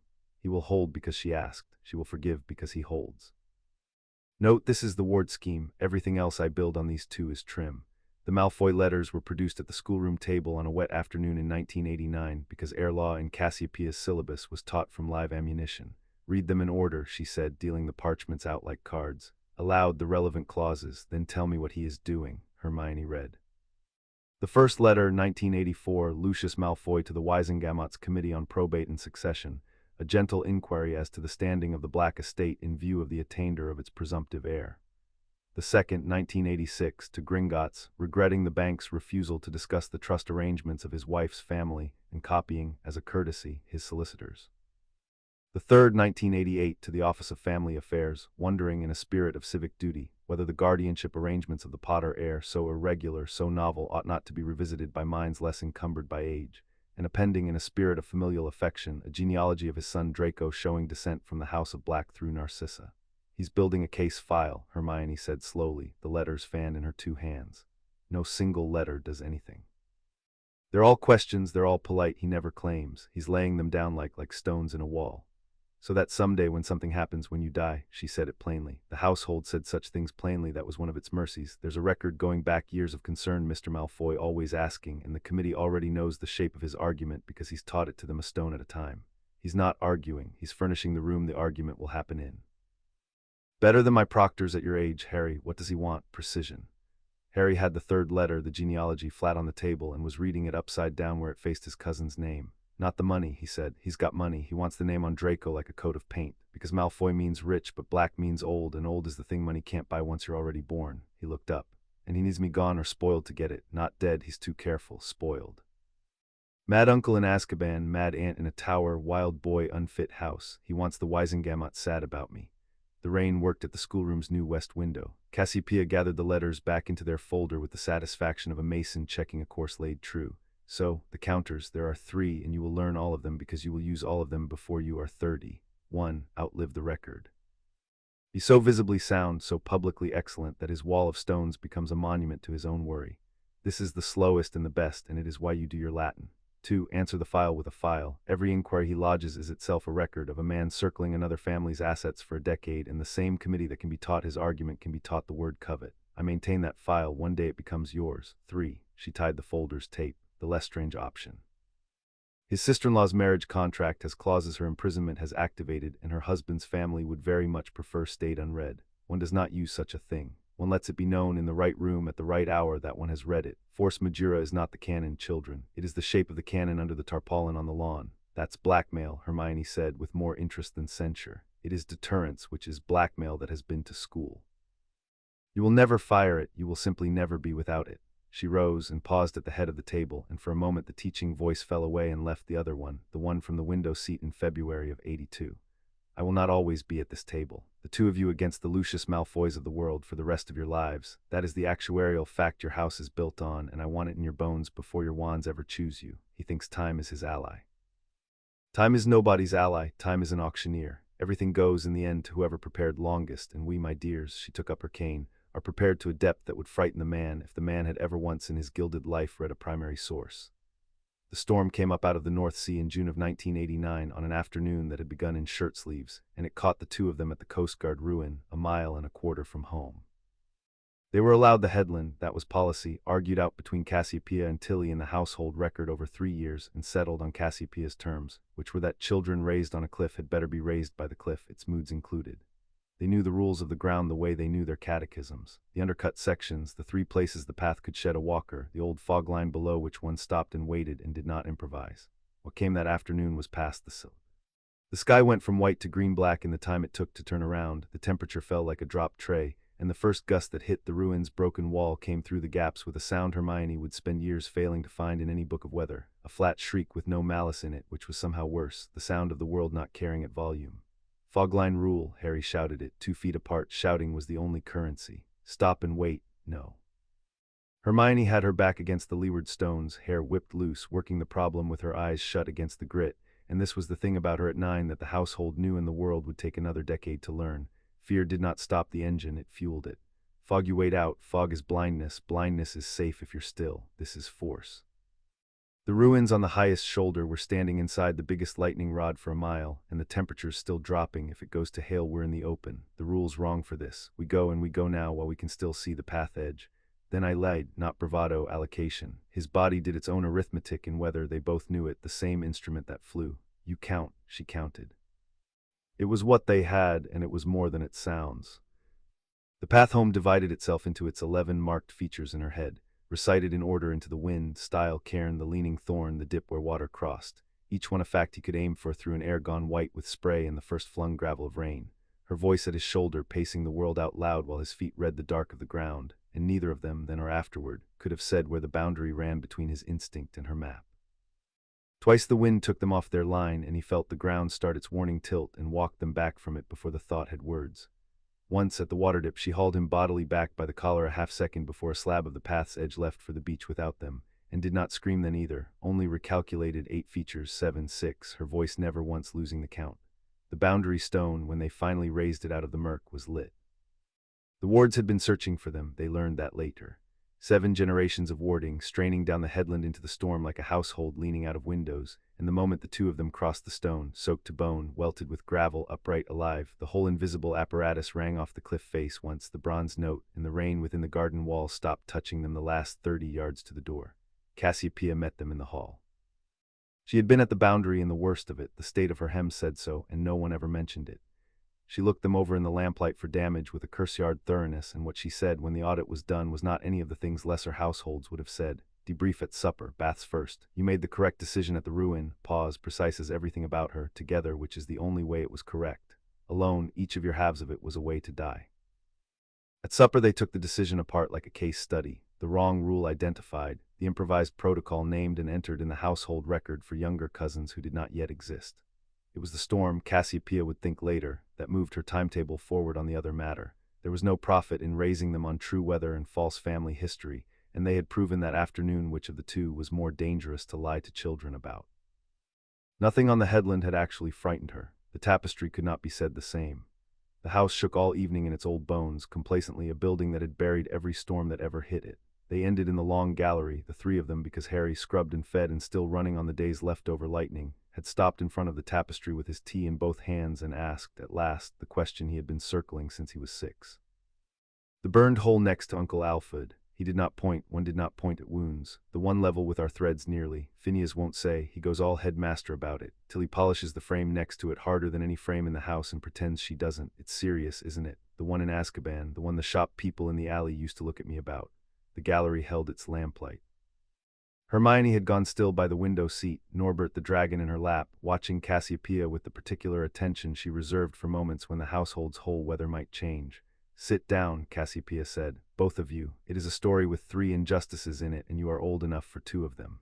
She told it plainly, as she had promised them she always would. Sirius Black, her brother's grandson, who had been the heir and hated it, who had run from his mother's house at 16 to the Potters, to James, and been taken in, and burned off this cloth by Walburga's own wand for it, who had stood at James and Lily's wedding and been made godfather to the baby in this room, an oath, she said, with old magic in it, mark that, we will return to it, who had gone to war beside them against the one whose name she did not fence the children from, Voldemort, the Dark Lord, the murderer of their parents, hers and yours, and who, when it ended in Godric's Hollow, had been found at a blown-open street with the dead between him and a laughing man, and been sent to the cage in the sea by lunchtime, and the country had cheered, and the cheering had suited every person whose convenience mattered. The first injustice is the obvious one if he is innocent. She watched them track it. The second is subtler, and it is the one I can prove, and I have taught you both to prefer what can be proven. Whether Sirius Black is guilty or innocent, no one asked. There was no trial. Attend, not a short trial, not a rigged trial. None. The ministry took the heir of an ancient house and put him under Dementors for life on an afternoon's paperwork, and every institution whose function was to object found a reason to be elsewhere, and I want you to sit with how easy it was, because you two are also heirs of this house, and the world that found it easy has not died. It has merely grown polite again. And the third injustice, Hermione, quietly. You said we were old enough for 2, so I did. The third keeps until you can do the arithmetic yourselves. The godfather's oath, unbroken, the ward's verdict on Harry's blood, a secret that had killed the Potters and a keeper no court had ever named. She had run those sums for years, and the remainder they left was a rat-faced boy from the wedding photographs whose death had been so very loud, so very public, and so remarkably tidy. Not yet. Accusation without a floor to land on had wrecked enough lives in this story already. What matters tonight is the question you are actually asking, Harry, so ask it. He looked at the burn in the cloth for a while. Outside, the storm worked the headland over Guston Hall like something searching. If he didn't do it, Harry said, then while I've been here warm with the plum tree and Hermione and you, he's been in the cold the whole time, my whole life that I can remember, for being hours, and nobody's even asked the question out loud. He turned from the tapestry, and at 9, in his dressing gown with his tea gone cold in his hands, it was already there to be seen, the thing she was building him into, the thing the circle on the headland would take formal notice of a year on. So we ask it, that's what the file on your desk is, the gray one you lock, we're going to ask it so loudly they have to answer. In the correct year, Cassiopeia said, to the correct woman, yes, can I write that on it, on the file? A last flicker of 9-year-old breaking through the air like sun through the going storm, property of Sirius Black's family, being asked. You may write it, said Cassiopeia Black, in your best hand, and entered in her ledger that night beneath the storm's damages and the path's lost yard of edge, the only line of the day she had known by morning she would keep. The house asked for its own. Timetable advanced accordingly. The broom arrived for Harry's 9th birthday, over Tilly's formal written objection, which Cassiopeia had read aloud at breakfast and entered into the household record with full honors before overruling it. It was not a toy broom. It was a training-weight clean sweep, charmed to a ceiling of 20 feet in the boundary of the walled garden, and within a week the 20 feet might as well have been the whole sky. Whatever ran deep in Harry ran deepest here. He flew the way other children breathed, without residue, the broom just one more thing that turned toward him gladly, and Cassiopeia would stand at the morning-room window watching him thread the plum tree's held-up branches and reflect that James Potter was in the churchyard at Godric's Hollow, and also, demonstrably, not entirely. Hermione would not go up. She had read about brooms. That was the trouble. She had read everything about brooms, including the annual Casualty Digest in which broomstick, which she quoted. She stood at the garden wall through that whole August with her arms folded, narrating airspeed and citing incidents tables while something underneath the citations sat and ached to be included, and Harry, cruising the wall at head height beside her like a gull working a trawler, finally identified the underneath by its family resemblance to his own weather. You're not scared of the broom, he said. You're scared of not being best at it in front of me. The arms folded tighter. On the wall top between them a beetle made its journey. You weren't best at French, he went on, upside down now, because at 9 the argument and the showing off ran on the same fuel. You'd already had it a year when I started, and I said the whole verb of to be wrong, and you didn't laugh. You drew me the ladder of it on the slate, so I'll draw you the ladder of this. That's the trade, that's fair, isn't it? You like fair. I hate flying. You've never done flying, you hate the digest tables. He righted himself and brought the broom flush with the wall and held it there, steady as a moored boat, and stripped the whole enterprise with an economy his guardian would have signed down to its actual terms. You hold on to me, I don't drop things I'm holding. You know that about me better than anybody in the world. She got on. The household did not applaud, because Cassiopeia, watching from the morning room, had extended one hand flat in a gesture that pinned Tilly mid-celebration. One cheered Hermione Granger's courage afterward in private, or one taught her never to spend it publicly again. They went the length of the garden at walking pace, her arms locked round his middle, her face jammed between his shoulder blades, narrating to herself in a furious mutter the physics of everything she was refusing to look at. The plum tree lifted its branch out of their path with the ceremony of a sword raised at a wedding, and Cassiopeia saw the moment the mutter stopped. The dark head came up off the sheltering back an inch too and stayed up all down the return leg, and the arms around him stayed locked, and the distinction between holding on from fear and holding on from choice, invisible to any instrument, was nonetheless entered in 3 ledgers at once that afternoon, his, hers, and the one at the morning-room window. By September she flew adequately on her own broom, in the manner she did all things she had decided to survive, correctly, alertly, without joy, proud of it in the completed way she was proud of the 1.25 miles. Flying stayed his country, she had a visa and used it. French stayed hers, his accent never fully forgave Yorkshire. Neither of them then or ever kept score across the border, and that Cassiopeia thought was the whole of what the pureblood marriage market, with its dressage of matched heirs, had never once in 7 centuries managed to breed on purpose. The locket bit him in October of 1989. It happened in the long gallery on a Sunday, in the hour Cassiopeia devoted to what she called the inventory, until he called in the household record, Madame's war on Madame's own things. The black collections had been accumulating for 7 centuries under a family policy best summarized as acquire first, ask never, and since the children's arrival she had been working through Ravenscar's holdings case by case, cataloging, defanging, and roughly once a season, destroying something her ancestors had paid a fortune for. The children attended under glass, literally. behind a warded rail observing because her rule was the rule of every curseyard she had ever worked. You may not fear these things and you may not be casual with them, and the cure for both is procedure. The locket was not even the day's subject. It was in the tray of cleared items, catalogued a decade prior, silver, unremarkable, a great-grandmother's mourning piece, and the tray stood inside the rail because cleared meant cleared. Harry detailed to fetch the next case's folder, put his hand on the tray's edge, and the locket moved. Later, under her interrogation, with the gallery sealed and the thing entombed in a triple circle, the facts assembled were these. It had gone for the pulse of his wrist like a thing that knew where wrists kept what it wanted. It had gotten two fangs of some fashion into him before his other hand mashed it flat against the tray, and the venom in it, a spite working of the 1750s, had met his blood and stalled. Stalled, Cassiopeia established that evening because it had been designed for thieves and had spent its first instant reading the blood for family, and the blood had answered it in a voice 100 and some years deeper than the working, he is the house. The locket had then spent 4 seconds in existential paralysis, poisoning the air it existed to protect, and 4 seconds had been 3 more than Hermione needed. She had not screamed. That was the part Cassiopeia took away and turned over on the nights that followed. 10 years old, her person, bitten and graying at the lips inside a warded rail she was forbidden to cross, and the child had gone not toward him but sideways to the case bench, to the day's laid-out procedure card, and read it aloud. Loudly.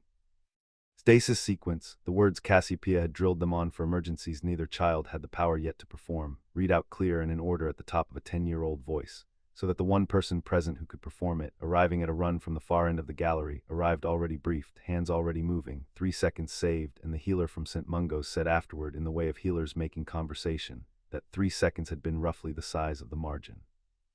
Fury has a housekeeping function in some natures. For a week Cassiopeia was terrible to be near, not to the children, around the children, a cold front occupying the same rooms, and the object of the fury was in the undercroft under 3 circles, and the true object of the fury was in the mirror, the curator who had written cleared in her own spiked hand. At week's end the front passed in the way of coastal weather, and what it left was policy. The inventory ceased to be an hour on Sundays, and became a campaign.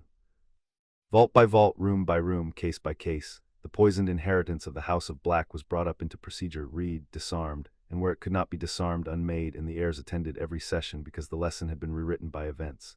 Not you may one day own dangerous things, but you already do, and the things do not always know you, and love of family is no protection, since half of these were made by family in family's ugliest hours. Your inheritance is not the gold, she told them, the Sunday the campaign opened, the locket slagged remains on the bench between them as exhibit the first. The gold is weather, your inheritance is this work, 700 years of brilliant, frightened, vicious, occasionally decent people and everything they made, and you do not get to keep the library without auditing the cellar. Other houses tell their heirs fairy stories about their name. I am showing you the actual accounts. You will be the first generation of this family in 3 centuries to know exactly what you own. She turned the slag with one finger, thoughtful, and the first since Isla to deserve it. Get the next case. Amelia Bones came to dinner in the spring of 1990, and the file came out with the cheese. Dinner had taken Cassiopeia 4 years of correspondence to engineer, 4 years of small, correct exchanges with the rising head of the DMLE's investigative office, a woman with a dead brother of her own in the war's ledger and a reputation for reading warrants all the way through. The children dined with them per household custom and were not sent up after. That too was custom, Bones noted, and noted that it was meant to be noted. This house has no other room the conversation is realer in. The file was slim, gray, tied with tape, and Cassiopeia set it by the Stilton without comment and went on discussing, of all things, cauldron-bottom import standards until Bones, who had been eyeing it for 10 minutes, put down her port. All right, Madam Black, what is it? An index, Cassiopeia said. Of what does not exist. It is a curious genre of document. I commend it to the department. Contents, the trial record of Sirius Orion Black, which does not exist. The interrogation transcript, which does not exist. The Wisengamot session minute, the committal warrants supporting affidavit, the evidence manifest for 1 wand, examined never, and the deposition of any witness to events in a street in which 12 muggles died, which do not exist, severally and respectively. 8 years, Director. 8 years, and the sum of the paper is a committal signed by Barty Crouch on the 2nd of November 1981, citing a hearing of which no other trace survives, because no trace was made, because no hearing was held. Bones had the file open by then. Her monocle came up and traveled down the index's single page, and the room got the particular quiet of a professional recognizing live ordnance on a dinner table. You've sat on this how long? 9 years, next month. Why? No softness in it, the interrogators. Why? If it's sound, it was sound in 82. because in 82 it had no floor to land on. Crouch was ascendant, the graves were fresh, and the chief warlock, whose omissions the index unavoidably catalogues alongside Crouch's, was untouchable, and I will grant him at war. A claim of this kind spent then would have been managed, minuted, and lost, and I would have taught every interested party exactly which records to invent. Evidence is like wine, director. It is not enough to possess it, one must also know in which year and to whom to serve it. Cassiopeia moved the port an inch toward her guest, the whole of her case resting in the gesture. Your glass, your poor. Crouch is a disgraced pensioner in a potting shed. The war is a memory with a monument, and the department's investigative office is run, as of February, by the one official in Britain with the demonstrated habit of reading warrants through to the signature. The year is good. I am serving it. And what does House Black want for it? Bones looked up from the file, monocle bright. Because I've read your file too, madam. You don't pour without a ledger. From the foot of the table, where two children had been following the exchange like spectators at a title match, Harry spoke for the first time since the fish. We want our cousin back, he said. That's all. He's ours, and he's innocent, and he's been in the cold for 8 years because it was convenient. Aunt Cassie says you're the year it stops being convenient. Amelia Bones looked at the boy the wizarding world had spent a decade mythologizing in his absence, 9 years old, feet not quite reaching the floor, entirely serious, and then at the girl beside him, who had silently turned the file to face the director and squared its edge with the table, service and argument in one motion, and then at the old woman at the table's head who had built this room, this dinner, these children, this moment, the way other wizards built wards, layer under layer. And to her own subsequent surprise in her memoirs, the director of investigations laughed once, the laugh of a woman shown the board a move too late to pretend she'd seen it coming. God help the Wisengamot, she said, and took the file and the port. On the winter solstice of 1990, Cassiopeia took them to the Nine Sisters for the first time at night, which was the only time the circle told the truth. They had grown up within sight of the stones and been fenced from them by nothing but her word, which held better than fences. 9 leaning slabs on the headland's highest shoulder, older than the house, older than the name, the family's first ground in this country and the anchor to which every ward of Ravenscar ran home. She walked the children up the frozen path with the sky enormous and green-black over the sea, and stopped them at the circle's edge, and for once issued no instructions at all. Go in was all she said. It has been asking. They went in together, which surprised no one present, living or otherwise, hand in hand over the threshold stone, 10 and 11 years old, the last 2 threads of the weave, and the circle woke, not light. The stones did not do anything so young as glow. What rose as the 2 children reached the circle's center was recognition, vast and slow and mineral, the attention of a thing that had watched the family from its first fire, that had been old when the tapestry was a lamb unshorn, and it came up through the frozen turf and stood around them in the dark the way the sea stands around a swimmer, and the winter constellations over the headland seemed to lean in a degree upon their names. The dog star swinging bright at the head of the sky's own tapestry, as though the oldest black of all had turned to look, and the sound the wind made in the 9 gaps between the 9 stones was, for one held minute on one held note, indistinguishable from a house full of voices saying home. Harry's hand tightened on Hermione's. Hers had already tightened. At the circle's edge outside, where she had stationed herself all her life, Cassiopeia Black stood with both hands on her cane and watched the old magic of her line take formal notice of its heirs, and said nothing aloud because the sentence in her had only 4 words and the circle had already said them. She wrote them in the ledger that night, all the same, beneath the solstice date, and did not box the entry because some structural facts hold up the mason and not the building. 2 threads, 1 weave. Chapter 3 and Chapter 4. The rite of the unquiet star. The dreams changed in the winter. Harry was 10, and the change, when Cassiopeia had finished cross-examining it, moved every date on her wall. He had always had the green dream. That was old country, mapped, managed, its visits logged in the household record and grown rarer year by year. What woke him in January of 1991 was new. A forest, he reported at breakfast, in the flat voice he used for giving evidence, because the household treated a nightmare as testimony and testimony as respectable. Not an English forest. Wrong trees, wrong birds, the light thin like skimmed milk, and something low to the ground that was hungry all the time, that wore snakes the way a hand wears a glove and used them up one after another, and the used-up ones died silver-eyed and stiff in the leaf mold. And the worst of it was not the thing. The worst was that in the dream he was not watching the thing. You were the thing, Hermione said, not a question, gone rather pale. I was inside where it thinks, like the library game when someone's in your front room. He pushed his porridge away, which in that house was a statement of some size. Except I don't think it knows it has a front room or that I was in it. It doesn't think in words. It just wants over and over like a wheel going, robes, wand, hands, robes, wand, hands. Cassiopeia set down her cup and was for a moment profoundly grateful for a training regimen that had made her face a fortress 40 years before this conversation. Albania, she said. The forests south of Sh Kadra at a guess. The birds you describe are bee-eaters and the light is limestone country light. You have been dreaming true, Harry. What you're visiting is real, and I know what it is, and it is time you both knew in full, because the account has come due earlier than I had planned it."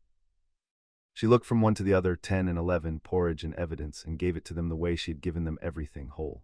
"You know the scar is not a scar. You have known since you were 8 that it is a made thing, left by the working that failed to kill you, and that I have spent your whole childhood learning how to take it out. Here is the remainder of it. The night his curse broke on you, Voldemort's soul was not whole. He had cut it deliberately by the darkest working in any book I have ever burned, and anchored the cut pieces outside his body so that death, arriving, would find the house empty. What lodged in you was a splinter of that cutting, thrown off in the explosion of the working. It is not you, it has never been you, but it is in the house, behind the best door I could build, and it is the reason you dream another creature's hungers from 2,000 miles away. The wheel you heard turning, robes, wand, hands, that is what remains of the Dark Lord child, in a wood in Albania, wearing out snakes, wanting its body back. The morning room was quiet. Below the windows the winter sea kept its appointments. "It's getting stronger," Harry said at last. "The dreams never reached me before. That's what the new part means, doesn't it? It's practicing. Recovering, I judge, rather than practicing, and slowly, but yes." "Then the door you built isn't going to be enough forever." Hermione had her hands flat on the table, the posture she took at the case bench, procedure holding the voice steady while the eyes said other things. "The splinter and the wheel are pieces of the same cutting. They'll pull toward each other. That's its basic sympathy. It's in the third book you ever gave me. The stronger the one in Albania gets, the harder the one in—" She did not say it. Her chin indicated minutely the fringe of black hair across the table. "The harder it pulls. It's not a tenant, it's an anchor. As long as Harry carries it, that thing can find him anywhere on Earth, and it can't die properly while its pieces hold. Correct on every count, which is why the timetable moves." Cassiopeia rose and went to the window and told the last of it to the sea. Because 60 years of discipline had limits she was not going to exhibit at her own breakfast table. "I had meant to wait until you were 14. Older bones bear rights better, and the mapping wanted refining, and the price wanted—" A pause, one beat, banker's honesty, negotiating. "That comfort is now cancelled. The right will be this midsummer at the sisters, under the whole strength of the year.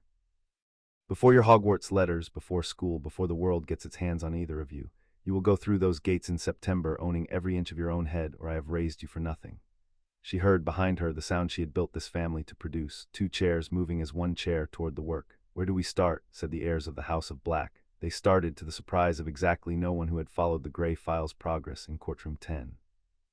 The trial of Sirius Orion Black opened on the 4th of March, 1991, before the full Wisengamot, Amelia Bones prosecuting the Crown's own failure, which was a genre of proceeding so rare the court had to send a clerk to the archives for the forms. Cassiopeia attended every session in unrelieved black with both children over the objection of the Child Welfare Office, an objection she had answered in writing in one sentence. "They are the family of the accused, and the last time this ministry did a thing to him, no family was permitted to watch it done. Bones built it like a wall, stone by stone, and let the stones do the shouting. The committal warrant projected 10 feet tall, its single signature. The archive registrar, sworn, confirming under a silence that grew teeth that no transcript, minute, affidavit, manifest, or deposition existed, had ever existed, was not lost but was never made.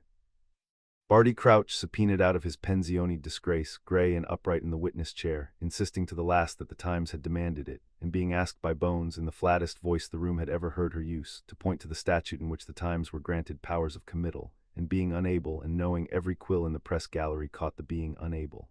And then the potion and the man himself.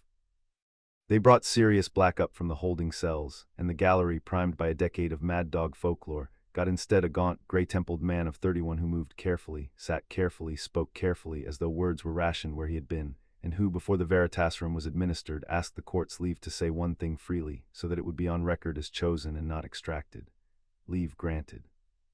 He looked at the gallery until he found the black-haired boy sitting between the old woman and the brown-haired girl, and everyone in courtroom 10 watched a decade of Azkaban fall off him for the length of one sentence.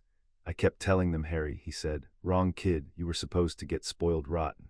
Under the potion it came out level and terrible, like frost forming on the courtroom stones. The switch of secret keepers, his own idea, his own gilt-trotted 12-year-old idea, the bluff to draw pursuit while quiet Peter held the true secret. Peter's week of silence. The street in the Muggle town, Peter screaming betrayal at him for the crowd's benefit, the wand already behind his own back, the explosion, the sewer, the finger left like a stage prop.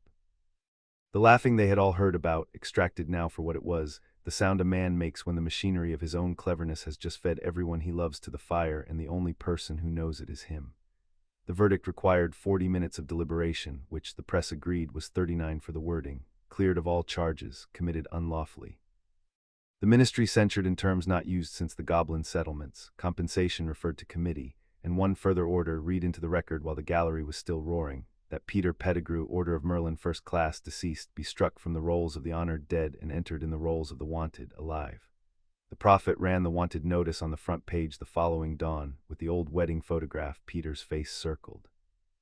That morning in a crooked, cheerful farmhouse in Devon, a rat that had lived 9 fat years in a family of redheads, longer than any common rat lives, a fact the family had never once thought to find strange, heard the news read aloud over the wireless at breakfast, and was gone through the wall before the toast came up, leaving behind 6 bewildered children, a woman with a wooden spoon in her hand, and a silence into which the youngest boy said, wounded, that Scabbers had never even said goodbye. The Aurors, arriving by noon with a ministry rat catcher and the decade's most peculiar warrant, found a hole worn smooth with years of coming and going, and deep in the straw of the vacated nest, pressed flat and carried there over many months, like a miser's savings, a small collection of newspaper clippings. Every one of them was about the boy who lived. Every one that mentioned Ravenscar was chewed at the edges. Cassiopeia read the Aura report with the children beside her because the household did not protect its heirs from intelligence, only from despair. He was keeping our address, Harry said. His voice came out very quiet, in a bed, in a house full of kids, for 9 years. He was keeping it for someone, said Cassiopeia. Vermin hoard for winter. Attend, both of you, and take the lesson, because it is the whole war in one rat's nest. Our enemy's true strength was never armies. It is patience and the willingness to be small for as long as smallness serves. We will match it. We are also very good at waiting, and our winters, she folded the report shut, are better provisioned. Sirius Black came to Ravenscar on the 1st of April, which he pronounced, on the doorstep, the only honest date for it. He came thin, documented, and free, with a healer's regimen in his pocket that Tilly confiscated at the door and improved, and he stopped dead in the hall in front of the boy he had last seen asleep in a burning house's spared upstairs, and neither of them managed the speech both had rehearsed, and what happened instead was that Harry, who did not do this, who had been raised courteous and cool with strangers by a woman with opinions on dignity, crossed the flagstones and gripped him around the ribs like a boy latching a gate before a storm, and Sirius Black folded over him and held on, and Cassiopeia found an urgent errand at the far end of the hall for herself, Hermione, and one profoundly weeping elf. He was not magically mended, and the household did not pretend it. There were mornings he did not come down, and they sent up coffee and no questions. There were noises he left rooms over, keys specifically, and the sea fog horn the first night, which brought him out of sleep on the floor with his back in a corner. He was also unmistakably under the wreckage, the person the stories had promised. He taught them poker with library tokens for stakes and cheated so they would learn to catch it, was caught by Hermione in 19 minutes, and paid up with the theatrical despair of a man delighted beyond measure to be robbed. He turned into an enormous black dog on the lawn on the second afternoon, entirely without warning, specifically to make Harry fall off his broom laughing, and was lectured by Tilly about wet paws and took it meekly. And on the first evening of May in the library he asked for the room. "I've been to Gringotts," he said, when the children had gone up. He stood at the window seat where a tin dragon kept its old watch over the middle ground, and he turned it in his hands with a gentleness at odds with the gauntness. Sharprock walked me through the succession. Attainder's void conviction never existed, so the headship's mine for the claiming. Lord Black, the laugh came out with rust on it. 16-year-old me would have hexed anyone who predicted it, and I'm not claiming it. He set the dragon down precise, facing the room the way it always faced. "Look at me square, Aunt Cass. I'm a man who has to leave the room over keys. Maybe that gets better. Healer thinks so mostly. But the house can't wait on my mostly, and we both know the name that Hall on the Headland says at night when the wards walk their rounds, because I've heard them do it 3 times this week. It isn't mine." He met her eyes. "Regent. I'll take Regent and hold the chair and sign what needs signing and stand in front of them in the Wisengamot with the family face on, until he's of age and the choosing's real. Then it's Harry's if he wants it, and Aunt Cass, the state of my education at your hands being what it is, it has to be his by wanting, not by weight. I know exactly what the weight does to the ones who don't want it. I shared a cell block with the proof." Cassiopeia regarded her brother's grandson for a long moment, the ruin and the standing structure inside the ruin, which Azkaban had scoured, but it appeared, never once relieved of its judgment. "Your mother," she said, "believed you were the family's great disappointment. I am pleased to confirm her record on this, as on most things. Sit down, Regent. There is a rite at midsummer you will want briefing on, and you are not going to like your part, which is witnessing and holding your godson's other hand." The argument about the price was held in the north study in front of the wall, because Cassiopeia refused to let it be held anywhere the evidence was. She had unlocked the study to the 3 of them in May. The whole wall, 10 years of cards and red thread, the cutaway seam, the word at the center, the pathways, the calculations. And at the bottom corner, turned face out at last, the card she had written in 1983 and kept against the plaster ever since. Hermione read the wall for 1 hour in silence, twice through, and then stood in front of the bottom corner card and did not move. The card said, "The circle does not extend credit. The severance is a life working, the fire will not burn on nothing. Tithe assessed on the eldest of the weave present in years, estimate 8 to 12. Years of what? Hermione said, though the wall had already told her, and she had already understood, and the question was only the sound of a door being held. Of mine. The fire requires a life to burn a life anchor out, and it will not take the patience. That is not mercy, it is mechanics. The working must pull against a willing donor, or it pulls against the vessel." Cassiopeia said it the way she had said every hard thing in their hearing for a decade, in the voice of arithmetic. 8 to 12 years rendered at the fire. I am 76. You may all do the sums. I did them in 1983, and they have not improved with keeping. Then we find the second pathway. Hermione was at the wall now, both hands on it, reading like a woman looking for a loose stone in a cliff face. You wrote 3, severance by displacement, severance by, the other 2 are abominations, and I wrote so and read the year you learned to write it all. No heat in it, a curator correcting an attribution. Displacement requires a living vessel to receive the fragment. The third requires the vessel's death and gambles on the protection in his blood, and I will not stake Harry's life on the arithmetic of the man who wrote that book, because I knew him and he rounded. Then we wait. You said 14, you said older bones. We wait 3 years, and in research there are archives you haven't. I could learn the mapping. You said yourself the mapping wanted refining. Hermione. Harry had not spoken in some time. He stood in front of the wall's center before the cutaway drawing of his own forehead, hands in his pockets, and Cassiopeia watched him do the thing she had been unable to teach Hermione and unable to teach out of him, which was to stop at the end of the evidence and simply stand there, wait even, like a man at a fence in weather, letting the whole of it be true at once. The thing in Albania is getting stronger every month. The pull gets worse every month. If we wait 3 years, the price doesn't get smaller, it just moves, offer and onto everyone the wheel reaches when it gets its hands back. Robes, wand, hands, you've read the same wall I have. He turned. She's not asking our permission. She told us because she doesn't lie to us. Those are different things. Then what is she asking? To be helped to do it well, Harry said, instead of watched doing it alone. The study was quiet. Red thread, lamplight, 10 years of one woman's war laid out in card and ink.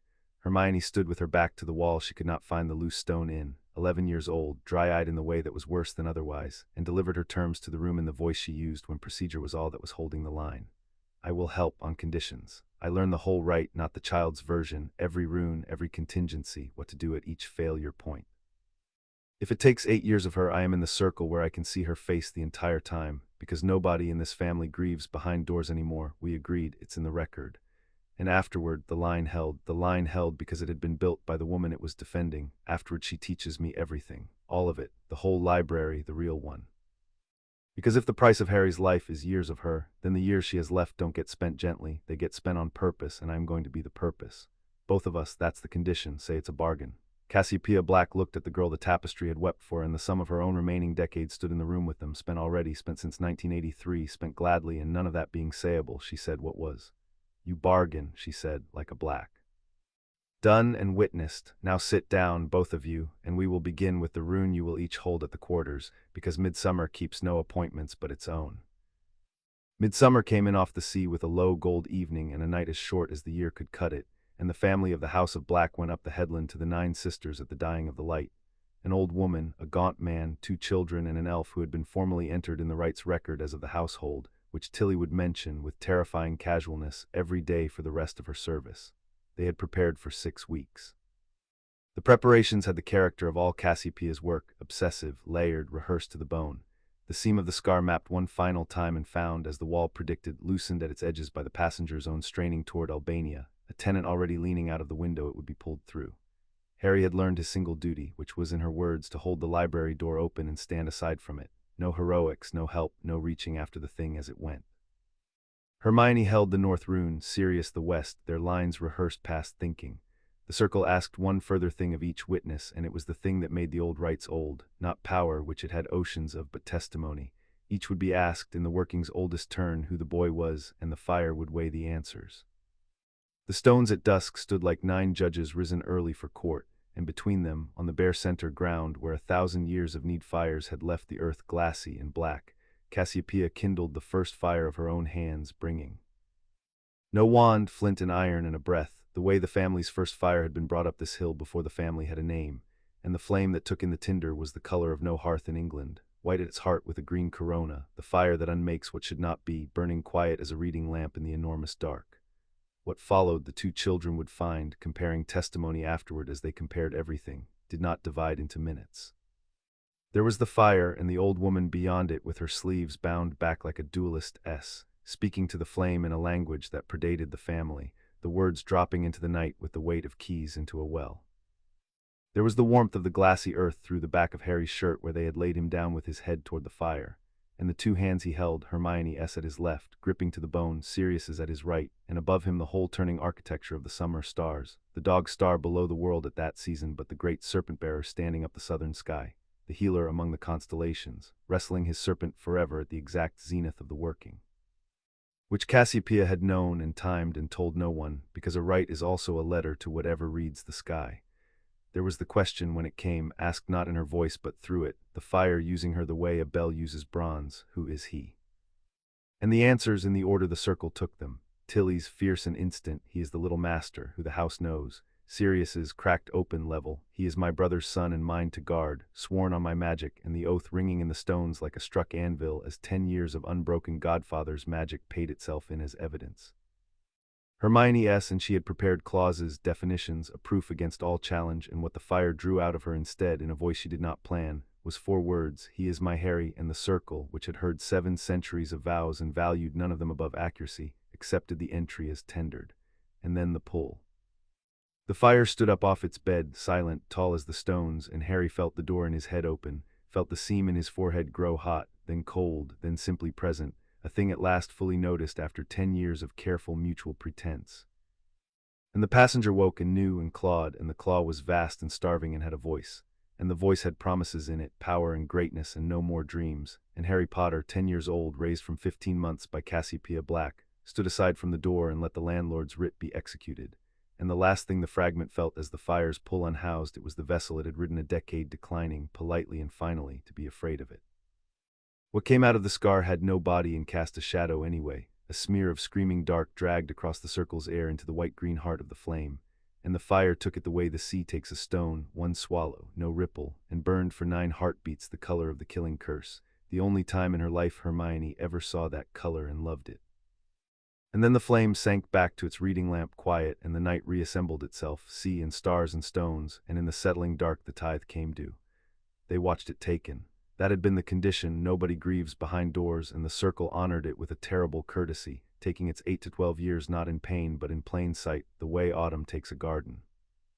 Cassiopeia aged in the firelight through the length of one indrawn breath, the iron of her hair gone fully to white, the lines of 60 years deepening to 80s, the upright spine paying out an inch of its stubborn capital, and her hands, her clever cuirassied hands, acquiring the fine tremor they would carry to the end. She did not fall.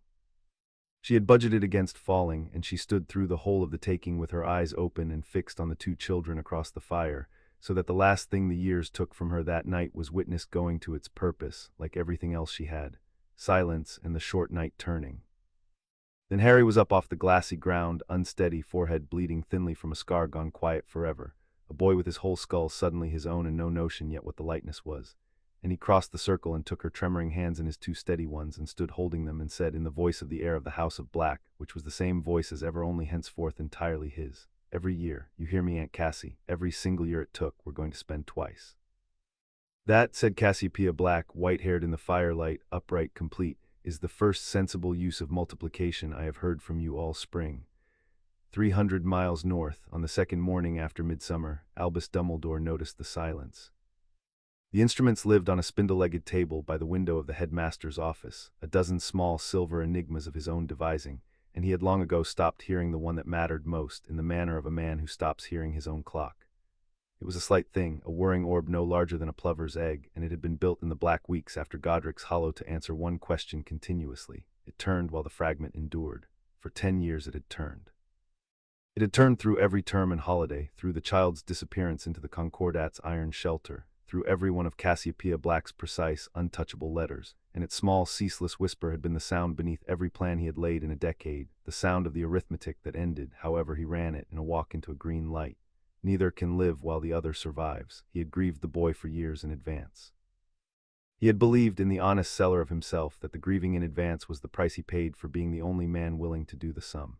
The orb stood still. He sat down opposite it, slowly, an old man in a dressing gown at 7 in the morning, and watched it not turn for the better part of an hour. He tested it, of course. He was who he was. It was not broken. Its sisters spun and smoked and chimed on their accustomed rounds. The words it read through answered his touch. The instrument was in perfect order, and it reported, with the serene indifference of all good instruments, that the thing it watched for no longer existed. Somewhere, somehow, on midsummer night, by working he had not sanctioned, at a site he could not name, performed by hands he could guess entirely too well, the fragment of Tom Riddle's soul lodged in Harry Potter's scar had been unmade, and the boy had survived it. I will have it out of him if it costs me my hands. He had filed the sentence 10 years ago, under a grieving old woman's defiance. He got up and went to the window and stood looking down the summer-empty lawns to the gates, and did a thing he had very little practice at, because the last wizard who had regularly obliged him to do it had died in 1945. He took the architecture of 10 years' planning, the whole cantilevered structure of necessary sorrows, sealed wills, managed information, and a marked walk to a foreseen clearing, and he examined the possibility that a woman he had catalogued as an obstacle had simply solved the problem at the heart of it, paid for the solution herself, in years if his reading on tithe rights was current, without asking his permission or forgiving his arithmetic or telling him. The phoenix on the perch behind him sang 3 notes low, the ones it kept for his worst mornings. Yes, Dumbledore said without turning. I am aware of the irony, thank you, Fawkes. He wrote no letter that day, though he began 4. What he did instead toward evening was unlock the shallow drawer of his desk and take out the folder of his own private accounting, the one no deputy had ever seen, and enter, beneath a decade of entries in a hand grown steadily more crabbed, the truest sentence he had set down since the war. The prophecy said nothing about her. None of my plans said anything about her. Note, the boy no longer has to die. Discover what I am now that I am not the man who has to arrange it. Looked at the last line a long while. Then he closed the folder on it unanswered, and the silver orb on the spindle-legged table stood peacefully, permanently still, like a heart no longer required to break. At Ravenscar, the weeks after midsummer went by at the pace of convalescence, which is to say at the pace of meals. Harry slept 12 hours a night for the first week, dreamless, and woke each morning visibly surprised by it, patting at the quiet of his own head like a man checking a pocket. The scar had gone silver pale, a closed account. Cassiopeia was slower in the mornings now and would not have it remarked. The household adapted around the tremor in her hands the way a crew adapts to a new trim, wordlessly, Tilly reweighting the teapots one by one, Sirius appearing at her elbow on the stairs with such perfect casualness that it could not be called helping. Once, and only once, he tried to say something to her about the fire and the years, on the terrace, in the evening. She let him get 11 words into it. You held his hand and did not flinch, she said. The account is square. Fetch the board. I have not beaten anyone at chess since Wednesday. And Hermione collected her bargain. Every afternoon at 2 she presented herself at the north study with her notebooks, and the door that only black blood opened now for her. And the real teaching began, the whole library, wards and workings, and the reading of cursed things, 10 years of red thread explained wall to wall, and the first thing she did with it, entirely unprompted in the front of the first notebook, was begin an index of everything Cassiopeia knew, cross-referenced, so that none of it could ever be lost again, no matter what the actuarial tables said. Cassiopeia found the index in the 3rd week, read the organizing principle in the event of, and said nothing to the child about it at all, and to the ledger that night said only, the purpose has taken up her post. The years are spending well. The letters came on the last day of July, 2 owls over the morning terrace, and the household let Harry open both because it was his birthday. Mr. H. Potter and Miss H. Granger were informed that they had places at Hogwarts School of Witchcraft and Wizardry. A 3rd owl larger arrived at noon, bearing a private letter from the headmaster to Madame Black, gracious, warm at the edges and containing, folded into paragraph 4 like a knife into a napkin, the suggestion that in view of Mr. Potter's unique history, certain special arrangements as to his supervision, correspondence, and vacations might best be settled between the school and the family in advance, and perhaps in person. Cassiopeia read it aloud at lunch, with commentary. He proposes a cage with better upholstery. She folded the napkin back over the knife. Regent, your seat on the Board of Governors has sat vacant under attainder for a decade. Claim it this week. Item 2. The school's charter, which I have had by heart since Christmas, provides that any family of 3 or more current governors' seats may petition for review of a headmaster's guardianship arrangements over any pupil. The black seat the Potter proxy Sharprock unearthed in the trust, and Amelia Bones holds her families and owes us dinner. Item 3. I shall reply to the headmaster accepting the school's place, declining the arrangements, and enclosing for his files the prospectus of Beauxbatons unannotated. He is a brilliant man. The absence of annotation will keep him up longer than any letter I could write. Sirius, regent of the House of Black, raised his coffee in salute and looked briefly, dangerously like his old wanted poster. You know what the really unfair part is, he said to the children. She's been this good at it for 80 years and the rest of us just have to live here. The wands were got in August at Ollivander's at 9 in the morning by arrangement before the alley filled. Hermione went first by seniority, a point she made and Harry conceded with the grace of a boy who had learned which points cost nothing. It took 11 tries, each analyzed aloud by the customer in a running commentary that had Ollivander, by the fourth wand, watching her rather than the shelves, in the manner of a collector shown an unfamiliar coin. The 12th was Vinewood with a dragon heartstring core, 10 3/4 inches, and it declared itself not with sparks but with sense. Every title on every box in the dim shop sprang, she reported, suddenly and perfectly legible, the whole cluttered dark gone orderly for one lit second, a library finding its catalogue. Ollivander rapped it, murmuring that Vine chose the seekers of hidden purpose, witches with a vision that saw past the immediate, and that dragon's heartstring, he would just observe, learned faster than any core he strung. Faster into what? Hermione asked, counting out galleons. Into whatever its witch is becoming, said Ollivander, which is why one hopes the witch has given the matter thought, and looked so directly pleased when she answered that she'd been given the matter as a syllabus since she was 4 that he took 2 sickles off the price. Harry took longer, which no one in the party found surprising, since doors, latches, flames, and brooms had spent 10 years volunteering for him, and the wands all wanted the job. The trouble was not refusal but clamor. Wand after wand spat sparks eagerly and none of them rang true, and the stack on the counter grew while Ollivander went from courteous to intent to very quiet, working back through the shelves toward the old stock with the expression of a man following an argument to a conclusion he had already once written down. The box he came back with he held a moment before offering. Holly and phoenix feather, 11 inches, nice and supple. I sold its brother, he said, 38 years ago, to a customer this shop remembers with regret. The brother gave you that scar, Mr. Potter. I had wondered for 10 years whether this wand would one day come looking for you, curious that it should be now. Cassiopeia by the door said nothing, and her stillness filled the shop to its rafters. Harry looked at the wand in the box. Then in the manner of Ravenscar he asked the object itself, picking it up not as a customer but as a boy raised in a curse-yard listening. And the holly wand settled into his hand with the plain completed rightness of the last stone into an arch, warmth up the arm, a wind that smelled of the headland stirring the dim shop, and no sparks at all, which Ollivander said afterward he had seen only twice in a lifetime of sparks, and trusted more. Curious, Harry agreed in a voice that was all black courtesy over something older and steadier, but here's the thing, Mr. Ollivander. The one who bought its brother put a piece of himself in me once without asking. Ollivander went satisfyingly still. It's been dealt with, so if this wand's been waiting for the boy that piece belonged to, it's late. There's only me now. It can have the job on those terms or go back on the shelf. The wand, all witnesses concurred, warmed again in his hand distinctly like a contract signing itself, and Garrick Ollivander, who had held his own counsel through 3 wars and considered discretion a core material, charged full price, walked them to the door and permitted himself on the threshold, the only editorial of the appointment. The brother wand will not care that you are not afraid of it, Mr. Potter, but its master will. Great things I always said of that customer's future, terrible but great. Of yours, the pale eyes went once, deliberately, from the boy to the girl already reading her wand's grain in the sunlight, and back, I find I want to say only, accompanied, which in my experience of wands, and it is long, weighs more. September the 1st smelled of coal smoke and wet iron, and King's Cross roared. On platform 9 3/4, the noticing games of a decade paid their quiet dividends. Harry saw the faces turn and the whispers ripple and let it all go by like staring, like weather. Hermione had the carriage number, the prefects' names, and the location of every exit before the barrier's chill left her skin. There was a red-headed family shepherding a matched set of boys, and a woman with a wooden spoon of a voice saying muggles as though it were a species of pigeon.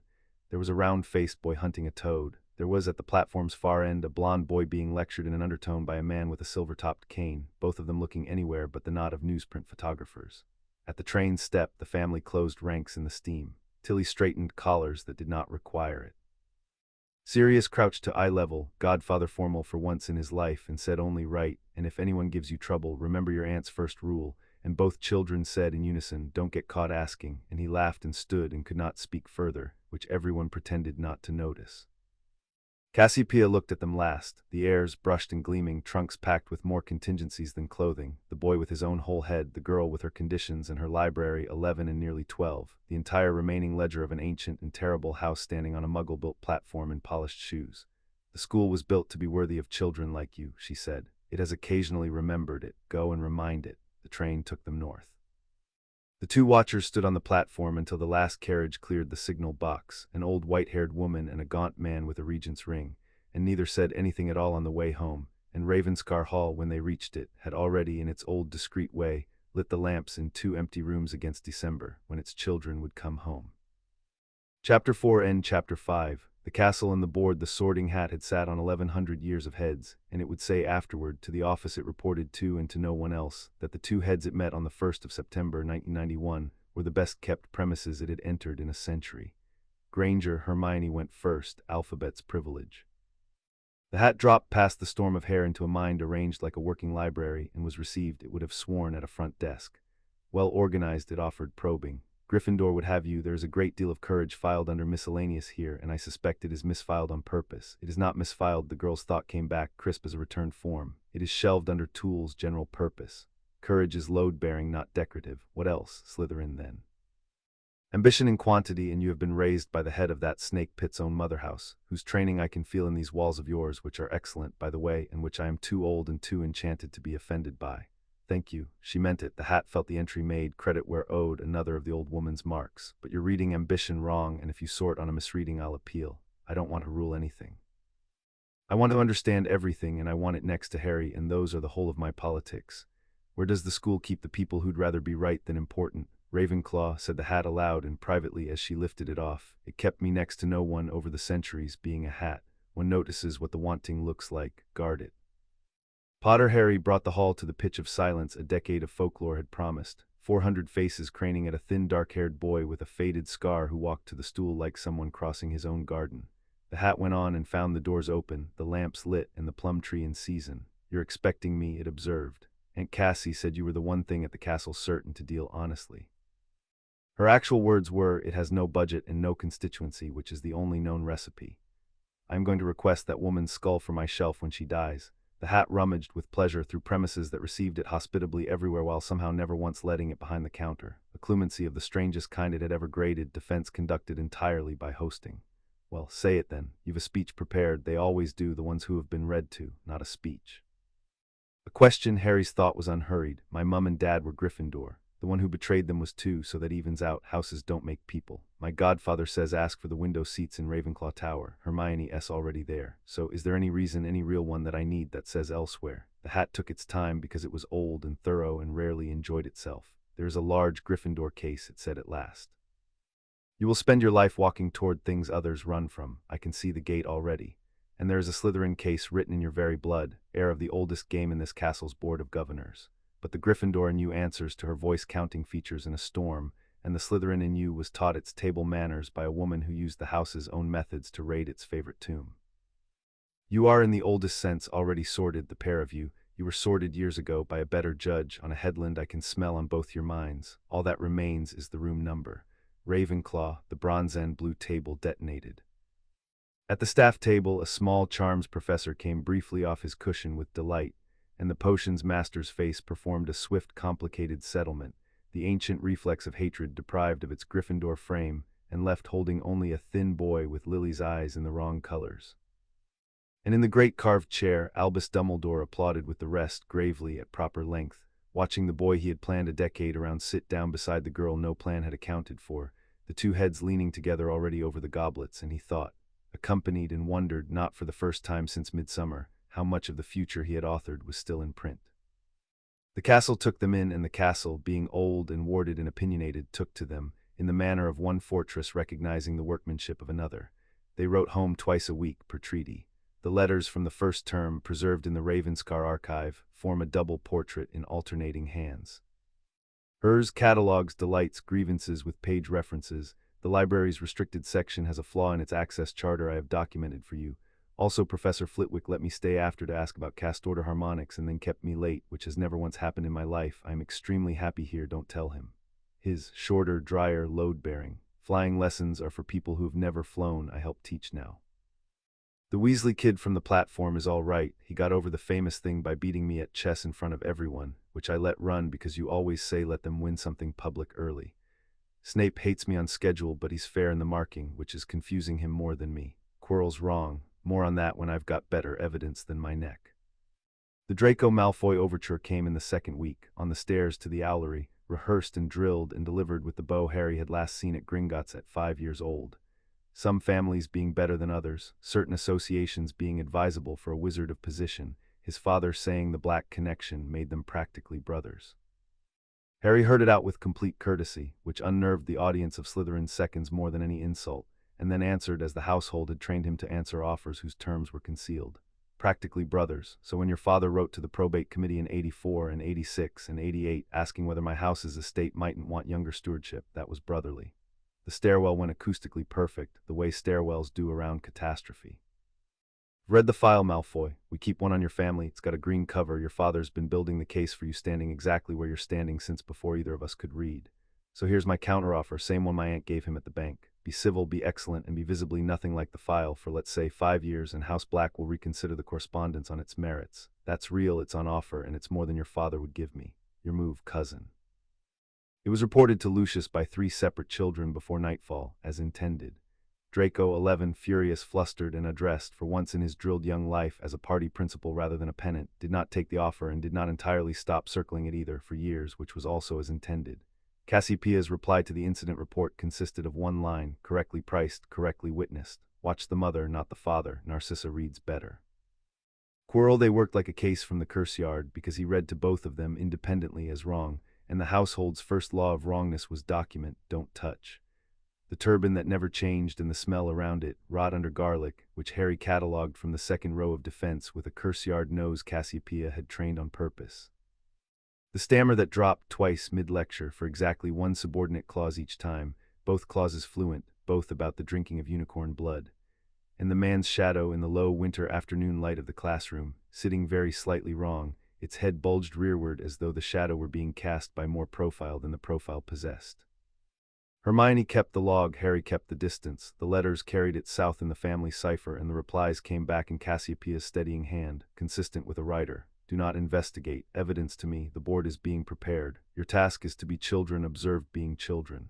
Then the troll came up from the dungeons on Halloween, and being children got complicated. They were together when the news hit the feast, which was the whole of the difference. Together at the Ravenclaw table when Quirrell came screaming down the hall's length and folded sideways, and Harry, watching the fold instead of the scream, said quietly, he felt like a man getting off a broom. That's a dismount, and Hermione, already counting heads down the table against her private register because that was what the fogline rules were for, said, Padma S. in the washroom, West Corridor. It's between her and the stairs. They did not afterward agree with the school's version, in which they had heroically hunted a troll. They had gone to collect a housemate, per protocol, along the service corridor, per protocol, and the troll had found them, and the next 90 seconds had simply been the cliff path in a storm wearing a worse smell. His body doing its arithmetic, hers doing the counting aloud, style cairn, leaning thorn translated into doorway alcove, statue plinth, the two of them moving Padma paddle and themselves backward through cover, while 12 feet of walking landslide filled the corridor behind them.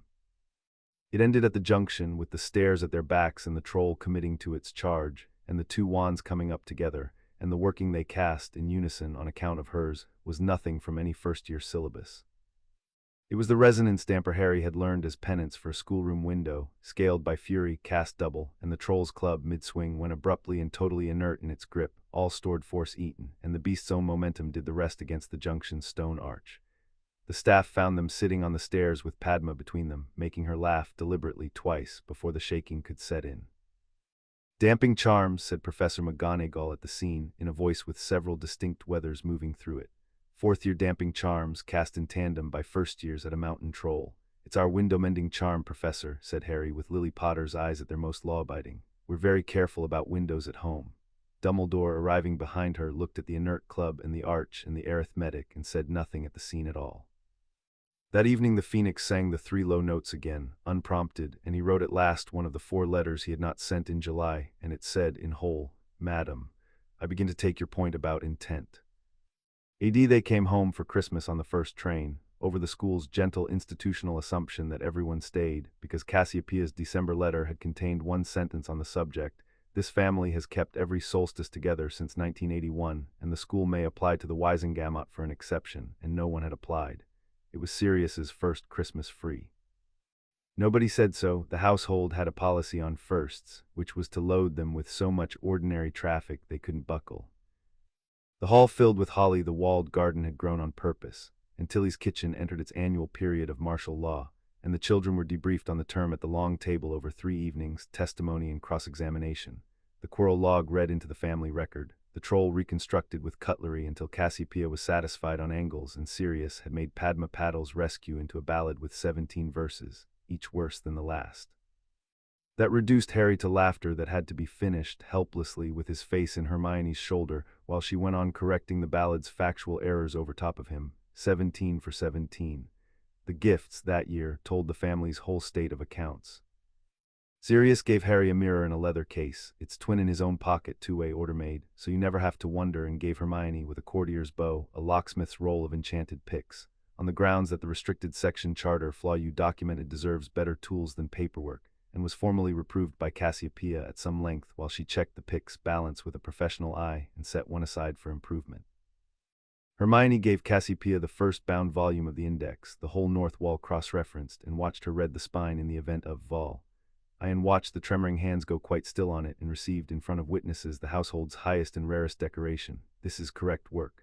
Harry's gift to the household was delivered last, and he was odd about it, gruff and quick, shoving the parcel at Sirius and studying the fire while it was opened. Inside, framed, was a photograph Dennis of Ravenscar Village had taken at the autumn gate with the family's own camera. The 5 of them, elf included, arranged on the front steps in no order a portraitist would have chosen, everyone talking at once, nobody at rest, the hall's door standing open behind them onto lit lamps, and along the mount in his careful schoolroom italic the caption, "The House of Black, complete 1991. Sirius looked at it a long time. The fire had the room to itself for a while. "Complete," he said finally. "With a Potter, a Granger, a jailbird, and the best elf in England. Phineas is going to have opinions."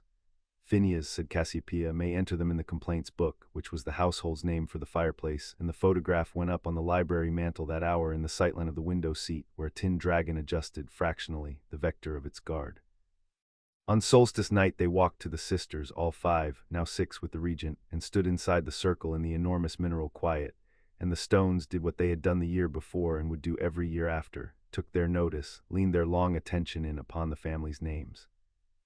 And walking back down with the sea working and the winter sky rigged full of its cold stars, Hermione fell into step beside Cassiopeia's cane and asked the question she had been drafting. The household later agreed since roughly October. "The school's wards are enormous," she said. "I've been reading them all term the way you taught, just listening. They're 1,000 years old in there, they've been patched so many times, there are seams everywhere, and nobody currently living seems to know the original hand. It's like living inside a book with pages missing and everyone's just stopped noticing. Someone ought to read them properly, the whole grammar of them. It would take years. It would take a lifetime, comfortably too." Cassiopeia's cane kept its unhurried time on the frozen path. The last complete survey was attempted in 1754. The surveyor is still spoken of at the guild in the cautionary tense. A dozen paces of sea noise. "You are asking whether such a project would be a worthy use of a formidable education, or whether you are obliged to want something grander, since the world will keep suggesting ministries at you. Attend, because I will say this once, child, and it is the only vocational guidance I possess. Grandeur is a currency for people who cannot mint their own. The work is the work. Choose the wall nobody else can even see and read it, and the century will reorganize itself around what you find. It always has. Ask the moths who kept the tapestry."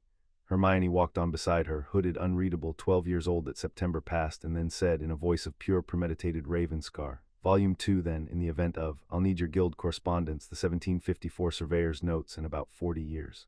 Ahead of them on the path, unmistakably, the heir of the House of Black laughed at the sea, and the sea, uncharacteristically, put up with it. The matter of the third-floor corridor was settled in February in the governor's chamber, and it was settled the family way, on paper, in daylight, with witnesses. The children's evidence had gone south all autumn, ciphered, cross-referenced, annotated in 2 hands. A corridor sealed on pain of painful death, announced to children at a feast in a school. A Cerberus identified from Hagrid's own fond conversation inside a week, because Hagrid loved his monsters and the children had been raised to let people talk about what they loved. A trapdoor, a gauntlet of protections that read, from the professor's own oblique staffroom complaints, faithfully relayed by Phileas Flitwick to his new favorite student's guardian, with whom he had struck up a correspondence on cast-order harmonics, like a series of aptitude tests. And in the vaults of Gringotts, a burglary on the very day the school's gamekeeper had emptied vault 713 on the headmaster's business, a coincidence the goblins were delighted to document for Madame Black at the standard rate. Cassiopeia assembled it the way she assembled everything, and then, because the year was good and the woman was owed, she did not send it to the prophet. She sent it to the Board of Governors over 3 signatures, the regent of House Black, the holder of the Potter proxy, and Madame Amelia Bones, and the covering letter asked the board one question only. Is the school presently being used as a baited trap for an object of interest to the Dark Lord's remnant, and if so, upon whose risk assessment and with whose consent do 400 minors constitute the bait? The special session lasted 9 hours. Dumbledore came out of it still headmaster by 4 votes with conditions minuted.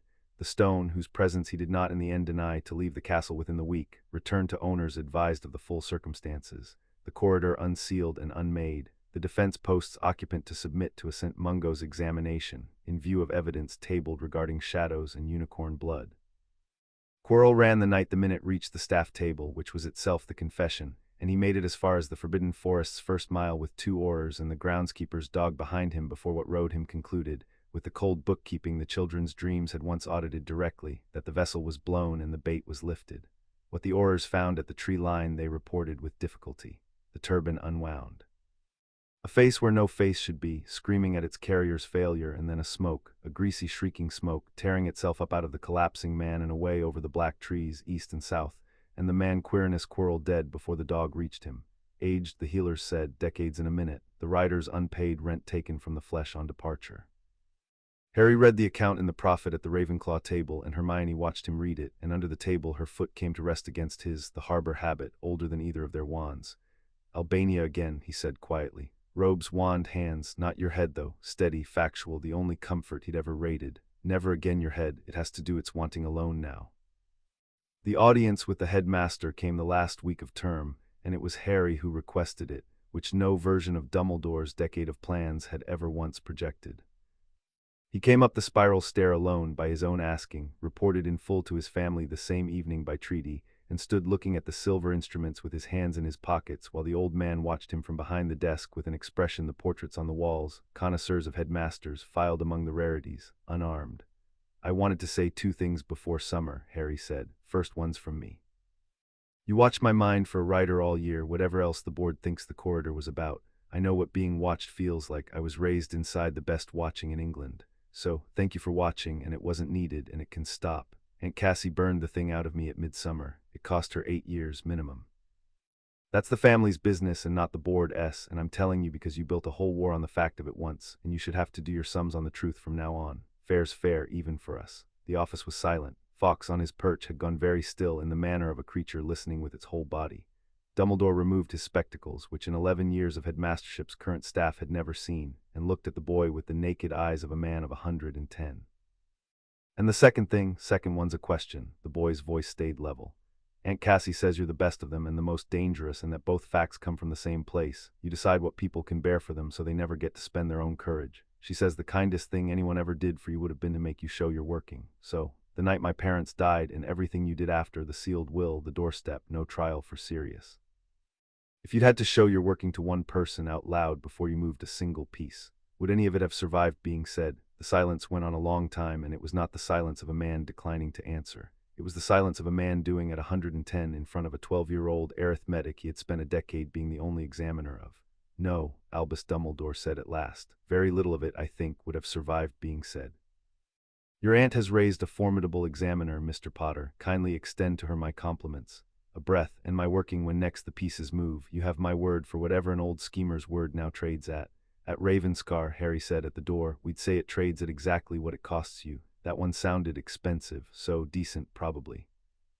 The second year began with a warning delivered in falsetto by a bat-eared elf in a pillowcase, standing on Harry's trunk in the Ravenscar guest wing at midnight, 3 days before term, having penetrated 7 generations of black warding, a feat the wards themselves logged, with what could only be described as professional respect, as kin of house, distressed, admitted on compassion.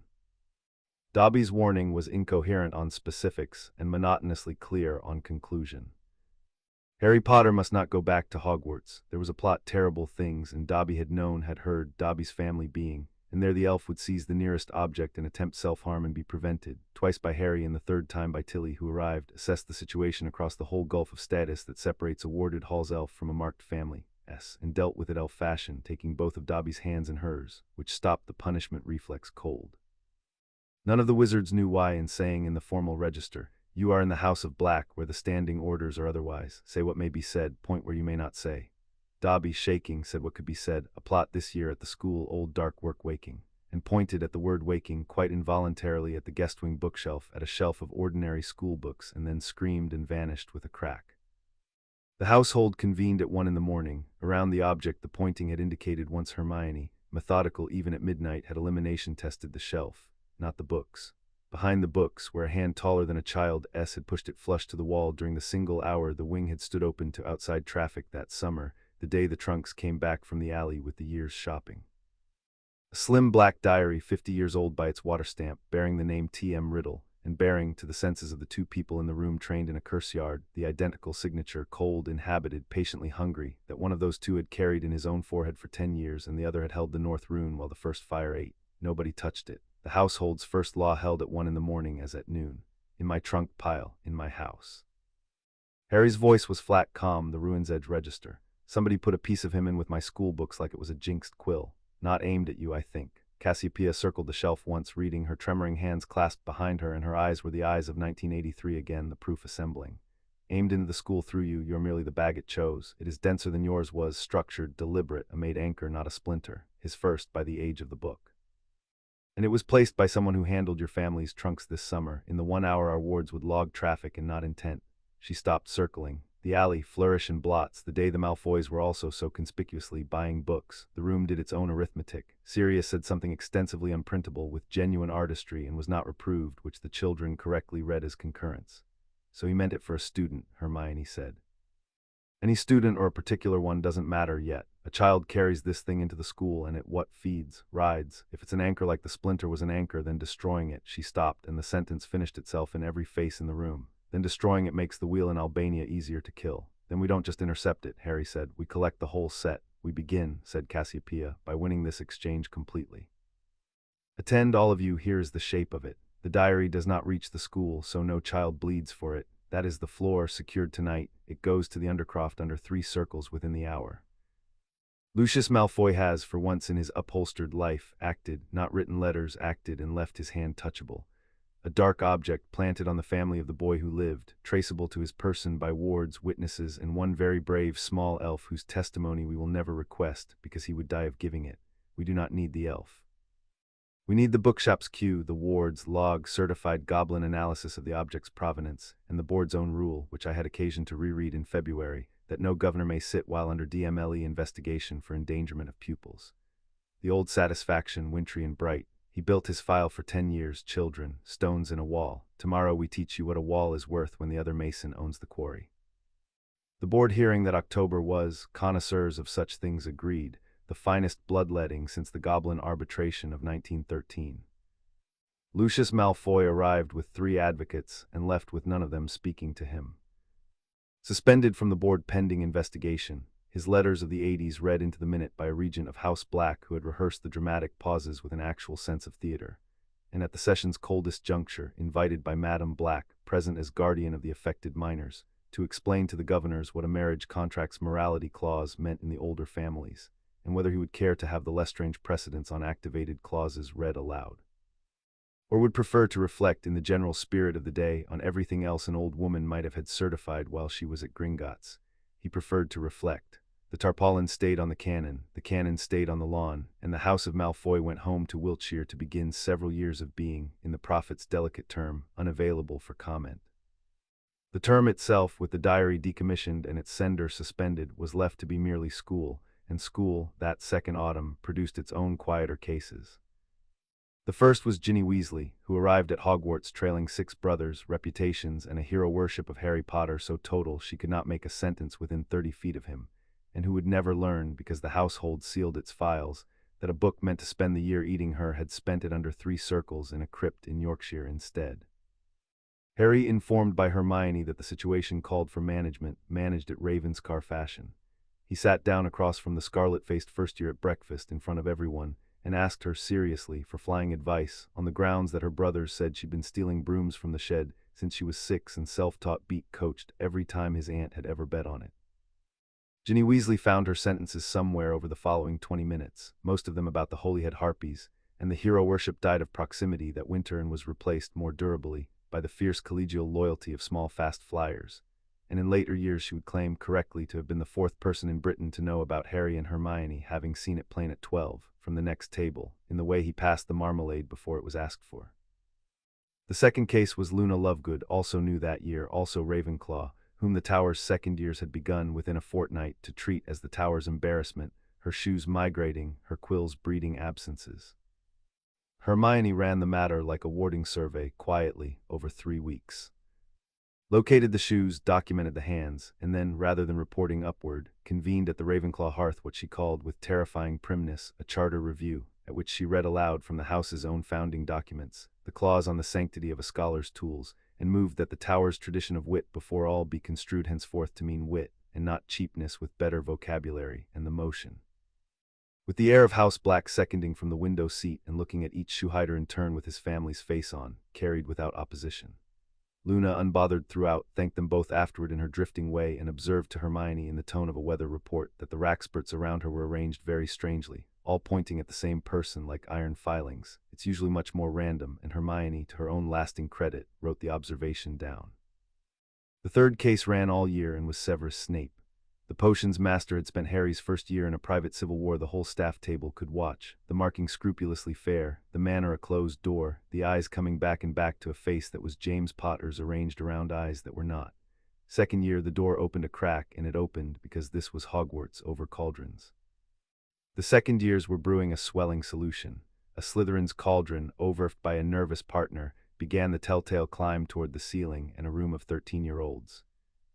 And before Snape could cross the dungeon, Potter and Granger adjacent had moved without a word exchanged, she killing the flame and calling the countersequence, he casting the family's damping charm with a wand economy no second year owned, and the cauldron sat back down like a reproved dog, and the dungeon did not explode, and Severus Snape stood over the pair of them in the ringing quiet, recataloguing.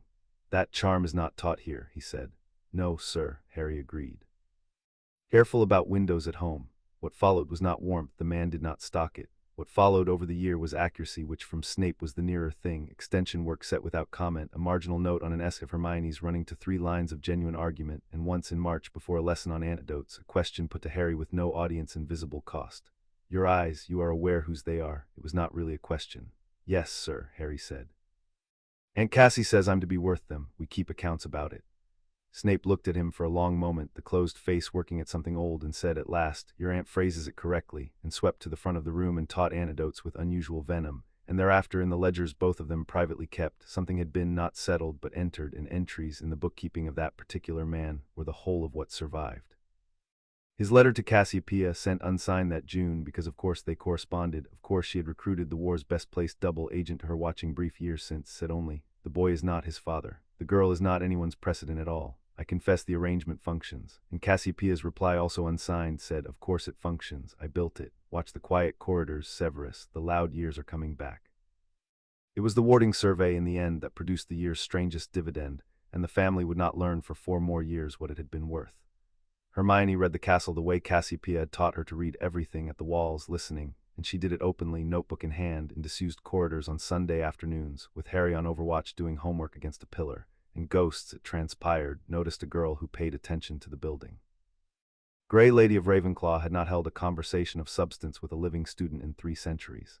She held 11 of them that year, with Hermione Granger, drawn first, hovering at the edge of a survey session in the disused arithmancy wing, by the outrageous novelty of a 13-year-old sketching the seam where the founder's original warding grammar gave way to 14th-century patchwork. "You have the third peer wrong," was the first thing she said in 300 years to a living student. Mother anchored it to the star above the tower, not the stone below it. Everyone since has read it upside down. Mother. Hermione, who missed nothing and pressed nothing, corrected her sketch, said thank you, and came back the next Sunday and the Sunday after, and never once asked the dead woman's name, having deduced it by the second conversation and understood by the third that the not asking was the entire foundation of the acquaintance. They spoke of warding grammar. They spoke of libraries lost and burned, and of scholars' pride, on which subject the Grey Lady held opinions of a bitterness so old it had gone smooth like sea glass. And once in the spring, unprompted, at the end of a long silence, the ghost said a strange thing that Hermione recorded that night in the survey notebook verbatim, flagged with 3 query marks, and in the margin the Ravenscar protocol note, signature familiar, cold, inhabited, hungry, ref, diary, ref, scar. Ask Aunt C when ripe. What the Grey Lady said, looking out the arithmancy wing's window toward the mountains, was, "Cleverness can be stolen, child." It was the last thing my mother made, and a charming boy asked me where it slept in this very castle when I was foolish and dead and hungry to matter, and I told him. He had your kind of eyes, the paying attention kind, but he paid attention the way a knife pays attention to a whetstone.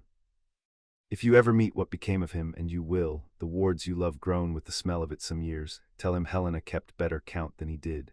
Tell him the diadem remembers where it was worn. She would say no more that year or after, and vanished through the wall with the particular finality of the dead closing a ledger. Hermione walked back to the tower very fast, wrote for an hour, sealed the notebook's copy page in the family cipher and sent it south, and Cassiopeia's reply came back in 2 days, calm as bedrock, entered in the wall, 3rd column under suspected anchors, castle. Correct instincts throughout. Do not raise it with her again, grief that old is load-bearing too. The count now stands by my arithmetic at found 2, suspected 3, unknown 2. We proceed as before, slowly and first.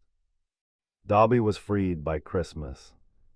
No one at Ravenscar ever formally confirmed the mechanics, but the household record notes that Madame dictated, until he delivered to a Wiltshire kitchen door, a single parchment listing the sale prices of certain Malfoy library holdings at auction, should sanctions require liquidation, with one lot, Master Dobby, indentured, priced at a nut, appraiser's note, undervalued asset, mishandled. And that Lucius Malfoy, reading it, understood the entire message, which was, we can make your own house cheaper to open than to keep shut, and flung a sock at his elf's head that same evening rather than discover what the next parchment would price. The summer of 1993 was the good summer, the one both of them would keep whole later, when keeping things whole had a cost. Nothing happened in it, that was its treasure. The diary sat inert in the undercroft under 3 circles, decommissioned by the first fire at the solstice, with the whole family in attendance, the second anchor down, and the wheel in Albania 2 spokes poorer and none the wiser. The prophet had found other meat. The hall filled with the specific noise it had been rebuilt for: 2 teenagers, a regent visibly further from Azkaban every season, an elf empire expanding into the kitchen garden, and an old woman, slower, whiter, tremor-handed, presiding over the whole of it from the terrace like a lighthouse that had decided, late in life, to enjoy the ships. The chess game happened in August and entered family legend. Sirius played Harry every summer evening and won, honorably, by margins. That August evening Hermione, book in lap, began, without looking up, to murmur commentary at Harry's elbow, and Harry, without looking back, began to play her murmurs, and the 2 of them, one reading, one moving, in 11 minutes and without a single full sentence exchanged, dismantled the regent of House Black to bear king.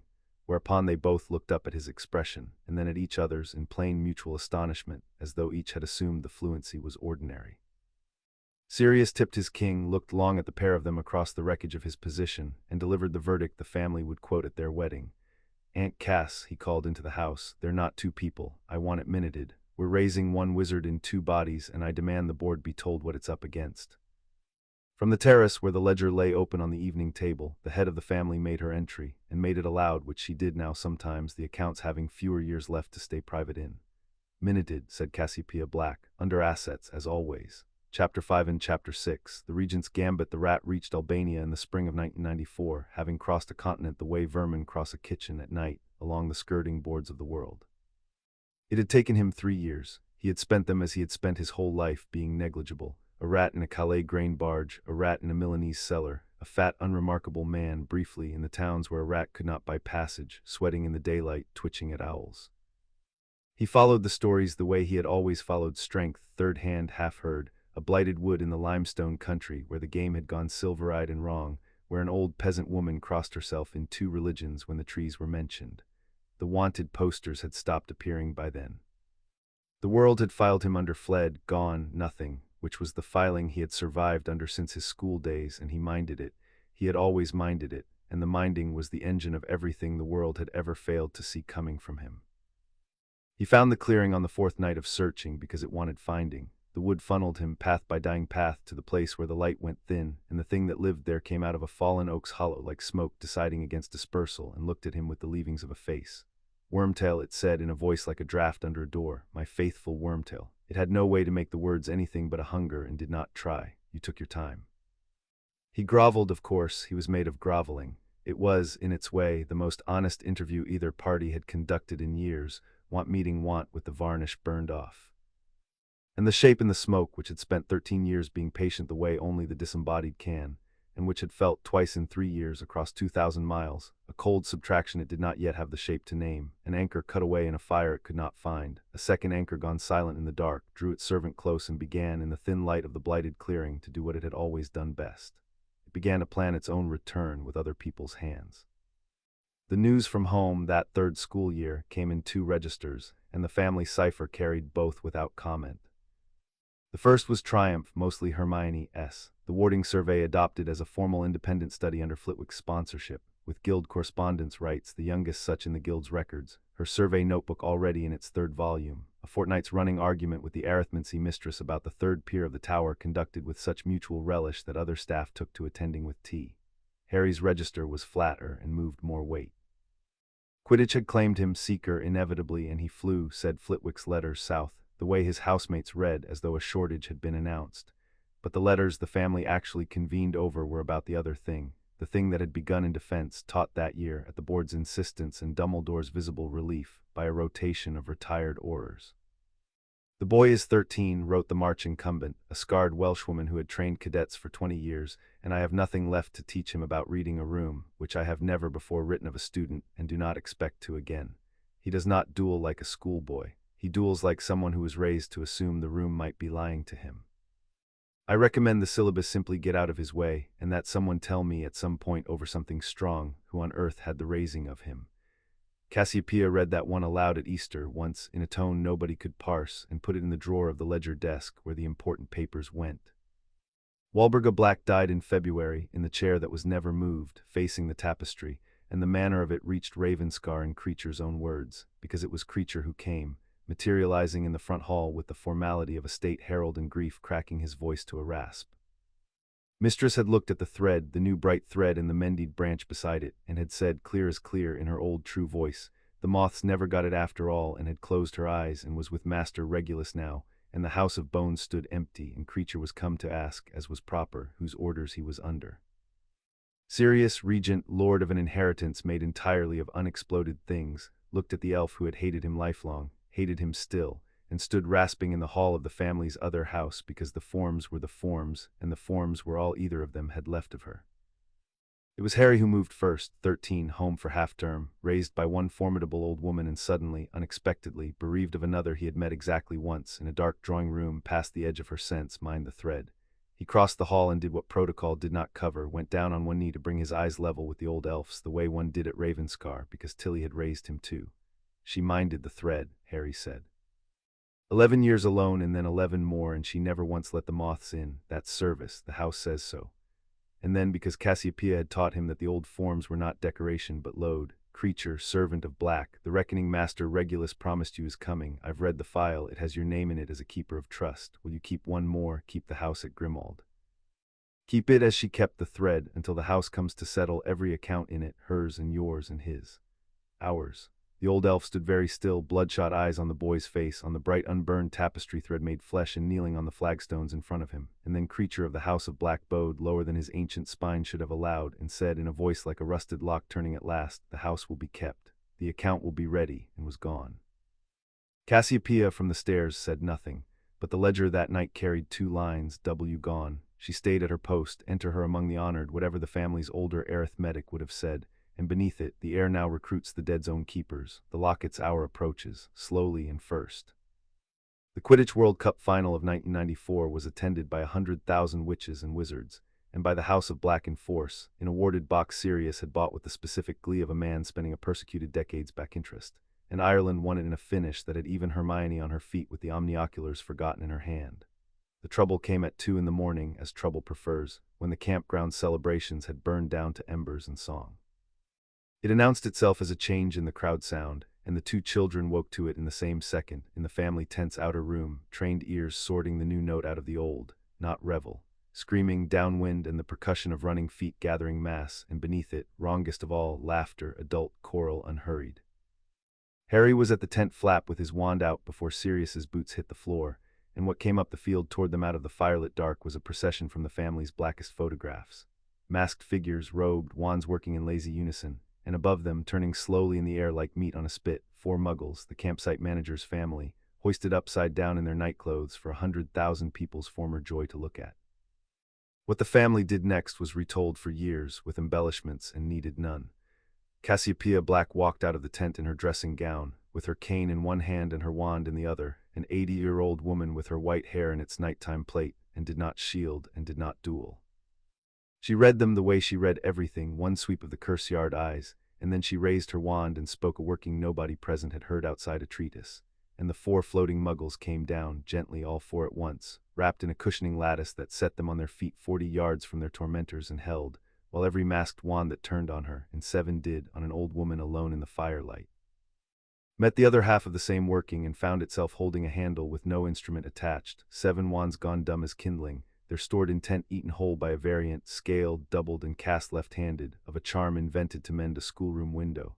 The 2 behind the 3rd fire are disapparating, she remarked to the knight at large conversationally. Regent. Sirius and the Aurors, arriving from 2 directions, took 5 of them on the ground, masks and all, and the masks came off onto names, which was the point, which had been the whole point of standing in the open and letting them commit.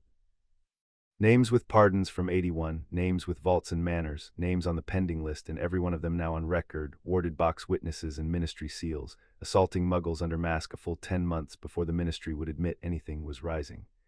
It was while the field was still sorting itself, wands and manacles and reporters swarming, that the sky tore open green. The dark mark rose over the campground's edge, skull and serpent, vast, cold, actinic, the first time it had stood in Britain's sky in 13 years. And 100,000 people learned in 1 second the difference between remembering fear and meeting it again, and the screaming began in earnest, worse than for the masks, because the masks were men and the sky was a promise. Harry stood in the tumult with his face lit green, and Hermione, watching him instead of it because some instruments matter more than any sky, saw what nobody else was placed to see, that he did not flinch from the color. He studied it the way he had once studied a locket slag on a workbench, and what settled over him, 14 years old, in a screaming field under his enemy's rune, was not terror and was not bravado. It was recognition and a kind of appointment-keeping, and when he spoke it was to her alone, pitched under the noise in the flat register of the ruin's edge. Somebody cast that who's been waiting years to do it. That's not an attack, that's a homesick flag. He looked down from the green skull and found her eyes, and the next thing he said she copied that night, verbatim, into the corner of volume 4 where she kept the entries that were not warding. They think it's their old war coming back. Nobody else told them it's going to be ours. The Prophet ran the mark on its front page for a week. The family archive kept, instead, 1 photograph from the box's own camera, taken hours earlier in the gold of the Irish victory. Sirius mid-roar with his fists in the air, Tilly on the seat back beside him in a green rosette the size of her head, Cassiopeia seated austere, entirely failing to hide the national flag folded in her lap, and behind them the 2 of them, 14 and nearly 15, turned toward each other in the crowd's delirium, laughing at something never established in the way of photographs that later mean everything. The last picture, all 6 of the family would privately note, and none would ever say, from before. The Triwizard Tournament was announced that autumn to a hall of delighted uproar, an age line, foreign delegations, eternal glory in the family's assessment, cabled south and back inside 2 days, ran, a security nightmare with bunting, attend the tasks, enter nothing, observe everything. On the night of Halloween, the Goblet of Fire gave up 4 names. The 4th fell into a silence with a specific texture Harry knew from the curse yard, the silence of a working completing. He heard his own name called, watched the slip of parchment smoke in Dumbledore's fingers at the length of the hall, and did not stand, and the not standing afterward was what the school remembered, 400 heads turning to the Ravenclaw table and finding the boy who lived seated unhurried, finishing his pumpkin juice, and saying into the hush, in the carrying courtroom voice his aunt had drilled into him for exactly such weather, "Headmaster," before anyone says the word contract. "I did not enter, I do not consent, and my family's advocate will be here within the hour. I'd suggest nobody touch the cup until she is. She arrived in 40 minutes, having been, the family archive would confirm, already dressed, the wards at Ravenscar having carried Hermione's miracle from the school at the speed of old silver. She came up the hall with her cane cracking time on the stone flags, 79 years old and white as the cliff, with the regent at her shoulder in full Wisengamot black, and the delegations of 2 foreign schools parted before her like water that had made inquiries. What followed entered the legal folklore of 3 countries. "The goblet," said Cassiopeia Black to the hall at large, since the officials present had arranged themselves into a tableau of men waiting for someone else to be responsible, "is a binding artifact. Binding upon what, gentlemen? Upon the entrance magic, through the entrance name freely given. Attend to both clauses." She did not raise her voice. The hall's own acoustics, 1100 years old and partial to theater, did the work. Freely given, the boy did not give it. Someone bearing his name on parchment did, and a name on parchment is not a wizard's name, it is a label unless and until magic recognizes the giving. Which brings us to the clause this castle appears to have forgotten it was built on. His name. Mr. Crouch, you are the ministry's man for treaties. Construe for the hall the phrase sui iris. No, then I shall. A minor of an ancient and noble house is not in law the owner of his own name. He is its custodian. The name belongs to the house, gentlemen, to the whole weave of it, living and dead, and I am the eldest of that weave standing on this earth, and I am here in front of witnesses to state the house's position. She turned to the goblet, blue, white, and burning on its plinth, addressed the artifact directly as one old power to another, and gave it in 6 words, the whole of the doctrine 7 centuries of blacks had lived and murdered and died by. The house does not consent. Release. The goblet's flame stood straight up, the height of a man, held one long moment and went out. Not guttered, out cold, a dead cup on a plinth, its magic withdrawn to wherever binding artifacts keep their offense, and in the shocked roar that followed, 3 things happened in close order, each recorded by different witnesses and assembled later into the family's case file. Ludo Bagman sat down abruptly on the judge's dais. Igor Karkaroff began shouting about British trickery, and stopped mid-sentence at the sight of Cassiopeia's face turned toward him, with the expression of a woman filing a mental note under pending. And at the staff table, the new defense professor, the scarred, growling, celebrated Alastair Moody, whose flask and twitching eye the whole school had spent 2 months finding reassuring, was observed by 2 children trained from the age of 4 to watch the ones who don't stare, to be the only person in a hall of 500 who was looking neither at the dead goblet nor at the old woman who had killed it, but at Harry with an expression of pure arrested calculation. The look of a workman whose one tool has just been confiscated, who is inventorying at speed what else in the room will cut. Hermione's hand found Harry's wrist below the table. Neither looked at the other. The mirror in his pocket, primed since Ravenscar, carried 4 words south in her whisper before the hall had even quieted. The eye, it's wrong. They took him that same night, and they took him correctly, which was the part the textbooks would keep. The family did not storm anything. The family assembled evidence for 5 hours in the headmaster's office, Cassiopeia, the regent, Dumbledore, and summoned by his own unsent debt, Severus Snape, while the castle slept and the counterfeit Moody marked essays 2 floors below. The eye that saw through cloaks and doors but drank from a flask on the hour. A gait analysis, Harry's contribution, delivered with the flat certainty of the boy who had once identified a dismount in a screaming man. He favors the wrong leg for the injury the real one's file describes. I checked the file. Madame Bones sent it. The defense classroom stock of ministry sealed Veritaserum drawn down twice, the seals reset with a competent Snape assessed, professionally, as better than the ministry. S. And Dumbledore, listening, took off his spectacles in the lamplight, and showed them his working as promised out loud every step, that he had vouched for the man on 30 years of friendship, that the friendship was the vulnerability, that a polyjuiced impostor drawing on the original's living memory would fool everyone who loved the original and no one who merely measured him, and that he had therefore been precisely the wrong man to see it, and the 2 children raised on measurement precisely the right ones. I concede the pattern, madam, he said, and it cost him visibly, and he paid on the spot. Your household audits what mine venerates, take him. 4 aurors, hand-picked by Bones, took the defense professor at his own desk at dawn, flask first. The polyjuice failed by 7. By 8 the ministry holding cell contained, manacled and raving and triumphantly, horribly pleased to be seen at last, Bartemius Crouch Jr., dead of Azkaban 12 years by every record in Britain, smuggled out in his dying mother's shape, kept under Imperius in his father's house for a decade, freed, he crooned to the interrogation's dictation quill, by his master's servant, the rat, the faithful rat, who had come to the Crouch house in August with the wheel's own voice in a bundle of robes. And there was a plan, oh, there had been such a plan. The cup a portkey, the boy delivered, bone of the father, flesh of the servant, blood of the enemy, taken by force. The cauldron waiting in the graveyard at Little Hangleton, and the old fool's protections and the older witch's wards all counted for, all mapped, all wasted, because the plan had needed the name to bind, and the name, his master had not counted on the name. The transcript ran to 90 pages. Amelia Bones read all of them twice, and then, because the law was the law, took the 2 findings that mattered to the Minister for Magic in person under seal. First, Voldemort was alive, embodied minimally, located approximately, and actively pursuing resurrection by named ritual means. Second, the ritual's 3rd component, blood of the enemy unwillingly rendered, had been denied him, and its denial had, per the prisoner's own gloating, no substitute of equal power. The window, in short, was open, and it was a window onto a weakened, furious, half-made thing in a country churchyard. Cornelius Fudge heard both findings, went the color of parchment, and chose, with the unerring instinct of small men at large moments, the 3rd finding no one had offered him. That all of this rested on the testimony of a madman, that the House of Black had manufactured a continental panic to inflate its own restoration, that the boy who lived's guardians had indeed formed for theatrical litigation, and that nothing, on mature reflection, need actually be done. He has buried it, Bones reported at Ravenscar that Christmas at the long table to a war council that now included, by standing invitation neither man ever mentioned aloud, Albus Dumbledore seated, the family noted, not at the head of anything and visibly relieved by the fact. Sealed the transcript under ministerial privilege. I can't unseal it without losing the office I'd need to act on it. 18 months, I'd guess, before he can't sit on it anymore. Whatever's in Little Hangleton gets 18 months to find a substitute for the blood.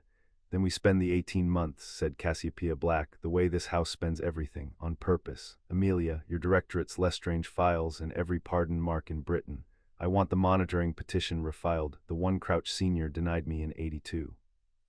Marked men whose marks are connected to a living master will feel his rising before any of us see it, and a mark under ministry monitoring is a seismograph we do not have to believe, only read. Fudge can bury testimony. He cannot bury telemetry his own department certified. She was slower that Christmas.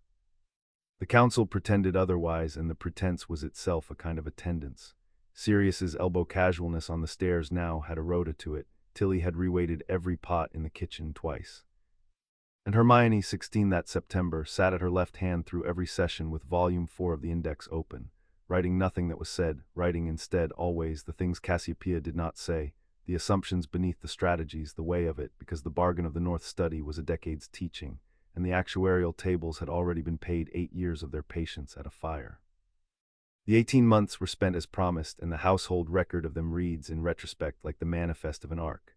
School continued because normality was cover and cover was doctrine, but the summers and holidays of 1995 changed character, and what Ravenscar ran, behind wards renewed until the headland hummed, was not tutoring anymore. Cassiopeia stripped her syllabus to the warload. Clumency graduated from the library game to full assault. Snape recruited to attack their minds twice a fortnight with professional venom, and reporting in his unsigned hand that the girl's defense was now the finest catalogued fiction he had ever failed to see through, and that entering the boy's mind remained the single most disorienting professional experience available in Britain, since one arrived as a burglar and was processed always as a guest. The twin casting, chess proven, was drilled formally now, named at last in the old books Cassiopeia had been saving, geminate working, rarer than parseltongue, prized in the old wars above any single wizard's power. 2 casters, 1 intent, each holding half a working, the other completed. They practiced on the headland until the damping charm that had stopped a troll could stop a falling barn, until shield and strike could come from either hand with the other's timing, until Sirius, conscripted as target and moving like the duelist Azkaban had never quite unmade, put both hands up one drizzling afternoon and declined, formally and on the record, ever to face the two of them at once again. Harry sat his heir lessons at Gringotts now too, quarterly, sharp-rock across the ledgers with the patience of geology. The holdings, the proxies, the seats, the debts owed to the house, and the rarer, heavier list, the debts the house owed and had not paid. He learned the Wisengamot's floor rules from Sirius and its actual rules from Cassiopeia, and he learned the family's arsenal entire, every tarpaulin cannon on every lawn, the Lestrange clauses, the monitoring array's precedents, the 11 favors 7 families owed and the exact hour each had been earned, and he learned the doctrine that governed the arsenal, recited at the ledger desk like a catechism. Force Majura is shape, not thunder. We win the wars nobody ever sees declared. And Hermione built. Volume 5 was the war volume. She wrote it in the family cipher with her own amendments, which Cassiopeia could no longer read unaided, a fact the old woman reported to the ledger with a pride that required, her hand being what it now was, 2 attempts at the word succeeded. Protocols for the household under attack, the evacuation ladders, the correspondence trees, a courier charm of her own devising built on the 2-way mirror's bones that the Order of the Phoenix, reconstituted that spring in a state of some astonishment at its own obsolescence, adopted wholesale within the month. She was 16, and members of a war council twice her age had begun, without noticing themselves doing it, to leave a silence after questions for her to fill. The house filled those holidays.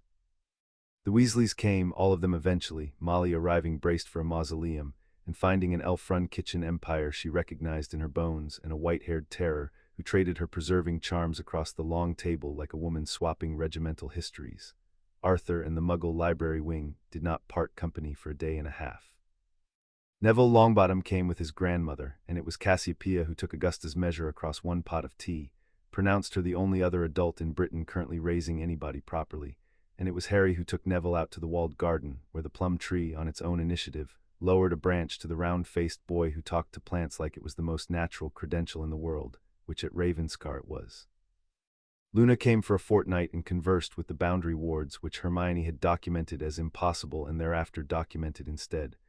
Around the two heirs, without anyone drafting it, the next thing assembled itself the way the first thing had, at tables and in gardens, not an order, nothing so liveried, a weave. Cassiopeia watched it gather from the terrace, the shouting garden, the full kitchen, the heir teaching a damping charm to a half-circle of teenagers by the wall, the purpose at his shoulder correcting his cast order, and made the entry that closes Volume 5's first section, in the shaking hand, initialed by the witness she now required for legal instruments, which was how Hermione came to copy out, steady-eyed, dry-eyed, working, the sentence about herself. The army he will never have to raise is raising itself in my garden. The house is no longer two. Note for the final accounting, I was wrong in Prague in 1981. The family was never the names on the cloth. It was always whatever the cloth was woven to keep warm. C.B. her mark witnessed H.G. the rebirth when it came in June, and the seismograph read it first.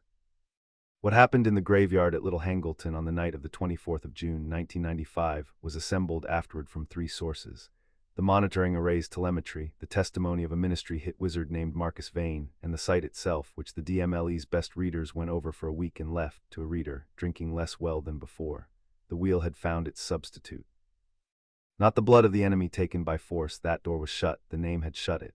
But hatred, the readers reconstructed, admits of degrees, and the ritual's old grammar pressed would accept the blood of an enemy.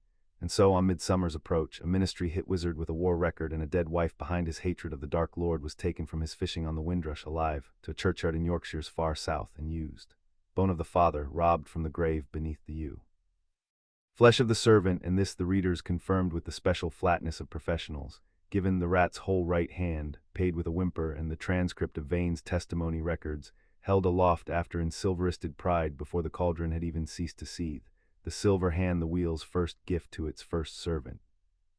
And blood of an enemy, the definite article denied it forever, taken by force from Marcus Vane's opened arm while he cursed it, which was, he would testify, the single thing they could not take the way they wanted, because his hatred he gave freely, and the old grammar, the readers concurred, marked the difference. What rose from the cauldron rose lesser. It did not know it, or would not.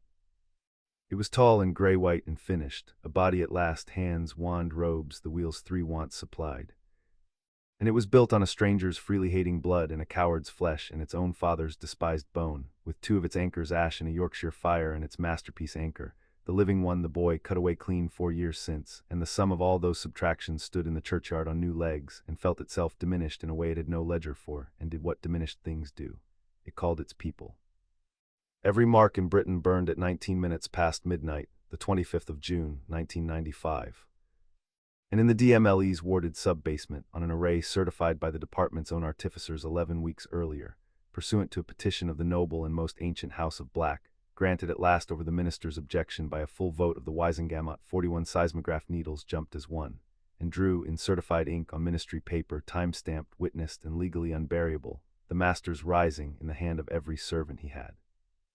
Marcus Vane was found at dawn, bled, cursed, and alive, dumped at the gates of St. Mungo's, because the risen thing had wanted a herald more than a corpse. Tell them, it had said, wand at his throat, in a voice Vane rendered for the record as cold water in a dark house. Tell them Lord Voldemort keeps his appointments. The herald delivered it verbatim from a hospital bed to Amelia Bones at 9 in the morning, and by noon the needle's certified telemetry was on every desk in the Wisengamot over the seal of the DMLE. And Cornelius Fudge, arriving at his office to manage the situation, found the situation already managed. The vote of no confidence tabled by lunchtime, seconded, in a coordination nobody had to explain to anybody, by the regent of House Black from the family's restored bench and by the chief warlock from his chair. He was gone by Friday. Amelia Bones was minister by the following Wednesday, on a war mandate, confirmed by the largest majority since Grindelwald, and her first act, before the applause had died, was to unseal 90 pages of transcript into the record and read the worst 11 of them aloud herself, in the flat voice of a woman who had waited 18 months, so that no witch or wizard in Britain could ever again say they had not been told. The Prophet's headline the next morning ran to 3 words, the largest type the presses held, "He is back." Britain did not panic the way it had panicked in the First War, and the difference, the editorials eventually agreed, had a shape and the shape had a name. The First War had arrived out of the dark into a country that had no floor under it, no proof, no minister worth the hat, no house left standing that the fear could gather around. This time the proof was certified before the terror started. The minister had been swearing warrants for a decade, and there stood in the middle of the public square, restored bench, restored fortune, restored heir, a family whose very existence was a documented record of the enemy's failures. The Dark Lord had killed the Potters, and the Potter boy sat his owls that June and took 9. He had broken the old houses to his service, and the oldest of them all had spent 14 years being publicly, litigiously, triumphantly unbroken. Enrollment inquiries at Hogwarts, which the governors had braced to collapse, held. The alley stayed open. Joke shop opened, in fact, that very July. 2 red-headed proprietors, premises part-funded, the lease documents show, by an investor listed only as R of the House of B, on the theory minuted at the War Council over the minister's deputy's objection and carried by the full weight of Cassiopeia's casting vote, that a country that could still laugh on its high street was a country the fear had to besiege rather than simply occupy. Terror is a currency, the old woman said when the vote was queried. It spends best against the destitute, keep the country rich in the other coin. Dumbledore paid his promised debt in July, in the library at Ravenscar with the whole family present because those had been the terms, the working shown out loud before the pieces moved. He brought the memory in a phial and the words in his own mouth, and he gave them the prophecy entire, the seer, the knight at the Hog's Head, the eavesdropper on the stair, born to those who have thrice defied him, born as the 7th month dies, the power the Dark Lord knows not, neither can live while the other survives. He held nothing back that they could detect, and Hermione, cross-examining with volume 5 open, detected a man who had rehearsed full disclosure the way other men rehearse alibis, and said so, and he agreed tiredly that the muscle was new and the exercise painful. For 13 years, he said, I read that prophecy as a sentence. His and yours, Harry, I built accordingly. You have spent 4 years dismantling what I built with my slow and grudging gratitude. So let an old man say plainly what your household taught him. Prophecy is not architecture, it is weather report. He heard half a forecast and made it true by arming against it. I heard the whole and nearly did the same. You two are the first people in this story to stand in the forecast rain and simply get on with the harvest. The power he knows not, Hermione said, pen still. You believed it was love, sacrificial, a door that only opened from inside a grave. I did. I am no longer certain the seer was so narrow. The old eyes went unhurried from the girl to the boy and back over the spectacles, taking in the twin wands on the table, the one index in 2 hands, the entire architecture of the thing Ravenscar had built where his chess problem used to stand.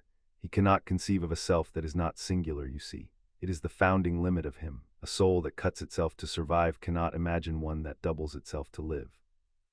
Whatever walks onto the final board against him, I no longer believe it will be a boy who must die. I believe it will be something his whole grammar lacks the case for. He rose, and at the door he paused, and the last of it came out at last with no strategy in it whatsoever, which was how the household had learned to hear his truths. I spent a decade grieving you in advance, Harry, to spare myself the arithmetic. Your aunt spent the same decade doing the arithmetic. History may weigh us as it likes. I know how I weigh us, good evening. The War Council at Ravenscar met on the last night of August 1995, and it was the coldest meeting the Long Table ever hosted, because it was the one where the maps came out. Bones sent her deputy. The minister could no longer be seen at any family's table, which everyone present understood and Tilly still took personally. Dumbledore came and McGonagall with him. Snape came late, from a summons he did not describe, with the grey face of a man recently and extensively lied to by a master he was lying to in return, and gave his report standing, declining the chair as though sitting might let something catch up with him. The rising was cautious, he said.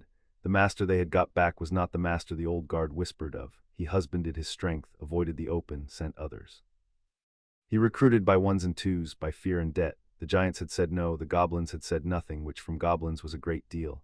And he asked 3 times in 2 meetings, circling it the way a tongue circles a broken tooth, about the Black family, about the fire on the headland, about whether the old woman was dying and how fast, and who would hold her knowledge when she went. The table was quiet. The sea worked at the cliff below, patient on its 10,000-year appointment. He is correct to ask, said Cassiopeia Black into the quiet with the whole family's eyes on her, and her voice was what it had always been, arithmetic, even now, especially now. It is the question I would ask in his place. Attend all of you, because I will say this while saying it is cheap. She laid her hand, tremor and all, flat on the table's old wood. I am 80 years old, and I spent a decade of my thread at a fire, and I do not regret the price and would pay it tonight twice. The knowledge is already held. It has been held for 4 years, in a better index than mine ever was, by an heir I did not train to need me. He knows my library has an heir. What he cannot conceive, because the concept is not in him, is that the library was never the weapon. The trembling hand closed slowly into a fist, and the fist came to rest, gently, knuckles down, in the manner of a gavel, with all the time in the world. He thinks he is at war with an old woman's learning. He is at war with what the learning was for. He will meet it at his convenience or at ours, and the ledger says ours. That concludes the item. Tilly, the good tea, we have a war to bore into shape. Afterward, near midnight, the two of them walked the cliff path to the Coast Guard ruin because it was the last night before the train, and the household's oldest custom said the sea got a goodbye. 15 and nearly 16 now. The path they had run at 6 and 7 had grown no longer, and had somehow this summer grown shorter, the way childhood's distances do when they begin to be finite. They walked it without lamps, sure-footed as goats on their own ground, style cairn leaning thorn, and at the ruin they sat on the leeward wall where a storm had once tried to keep them, and watched the dark sea run its errands. "She's dying," Harry said, flat, factual, the ruin's edge register. It was the first time either had said it aloud, and the wind took the words out over the water where they could not land on anyone. "Yes, 2 years, I think, maybe 3. She thinks the same. I've seen her actuarial notes. She's begun rounding down." Hermione had her knees drawn up, chin on them, the Atlas Fortress posture of the west window seat unchanged since she was 4. "I keep doing the thing where I plan for it so it can't ambush me, and then the planning ambushes me instead." A C sound. Volume 6 has a section I can't write. I've labeled it and left it. Continuity of the household. Every time I open it, I sit there. Some pages don't draft, so don't draft it. We're not a document. He said it without heat and air, stating holdings. When it comes to both of us at once. That's the whole plan. That's been the whole plan since we were 4. Everything else is annexes. She turned her head, cheek on her knees now, and looked at him in the dark. The profile she could have drawn blind, the faded scar, the general shape of the only unconditional fact her life had offered twice. Below them the sea went on wearing the stone and winning at its rate as promised. "Wherever it ends," she said, their treaty's oldest clause, 4 words, older than wands, older than the circle's notice, "we go together." "Together," said the heir of the House of Black, and on the leeward wall, in the dark, between the worked sea and the waiting war, 2 hands found each other and held on, the way they had at a fire once, and did not let go the whole way home. Chapter 6 and Chapter 7. The inheritance. Cassiopeia Black died in the last week of February 1997 at Ravenscar, in the library in the deep chair by the fire, which was the one thing in a lifetime of planning she had left deliberately to chance, and chance, knowing better, had arranged correctly. There was no drama in it because she had forbidden drama in writing. The winter had been the hard kind, and the tremor had spread from her hands, and the healers had said their piece in January and been thanked and shown the good tea, and the household had reorganized itself around the library fire without a single order given. Lessons relocated there, meals drifted there, the war council convened there, and the last month of the life of Cassiopeia Black was conducted at the center of the entire noise of everything she had built, which was, all present understood, the only pension she had ever wanted. Harry read to her evenings from the worst of Sirius's novels, doing the voices, because it made her issue corrections. Hermione worked at her elbow, the index in its 9th volume now, and was watched, and knew she was being watched, and let herself be, which was the last gift going one direction, and the watching itself, both understood, the last going the other. She held each of them in the final week to a last piece of business, conducted with the door shut, because some accounts are settled without witnesses even in that house. To Hermione she gave the North Studies key, the true one, blood-keyed, transferring with a word she had to speak twice, her voice being what it now was, and with it a single sealed letter and the instruction, characteristic to the end, that it was not to be opened until it was needed, and that she would know the hour, having been trained by the best. What passed otherwise between them in that hour neither ledger nor index records, except that Tilly, bringing tea at its end, found the girl kneeling by the chair with her head in the old woman's lap, 20 years of composure spent all at once and gladly, and the tremoring hand at rest on the storm of hair, unhurried, proprietary, moving in the smoothing stroke she had denied under oath since 1984. Until he set down the tea silently and did not enter it in the household record, and told the story only once, years later, at a wedding. To Harry she gave the ledger, the black book itself, 1939 to the present hour, the family's whole reckoning in one spiked evolving hand, and he took it and did not open it, and she nodded at the not opening as at a final examination passed. "You'll want the last entry made properly," he said. Steady, she had drilled him for every weather, including this one. "Tell me what it says, and I'll write it when it's true. It says, accounts balanced." The fire worked at the sea coal. Below the window, the winter ocean kept up its 10,000-year argument with the headland and lost and did not know it and kept on. "I came home in 1981 to a family that was a list of the dead and the caged and the lost, and I write in the hour of my death. Assets of the house, living 2, and the 2 worth the whole 7 centuries that bought them.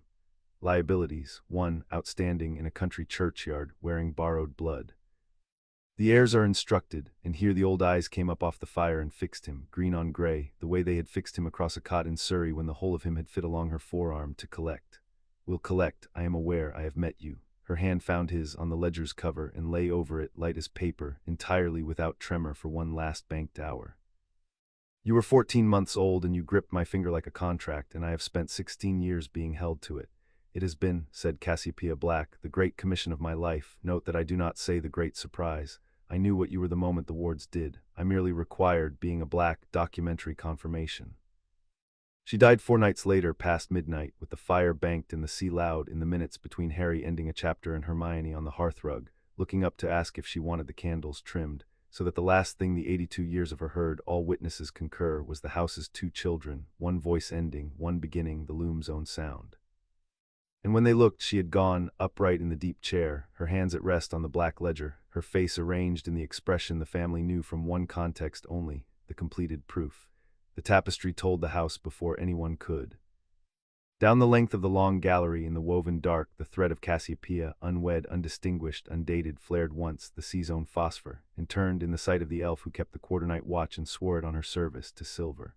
The first silver thread laid into that cloth in 300 years, the weave's oldest honor kept, the grimoire beneath the tapestry case says, for those the house itself elects to mourn.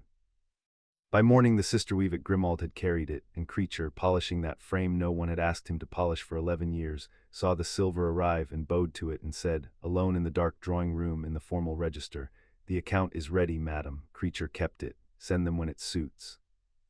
They buried her in the Undercroft, in the rock of the headland, among 7 centuries of her dead, with the minister for magic and the chief warlock standing bareheaded in the crypt of a house that had once been shorthand for everything wrong with their world.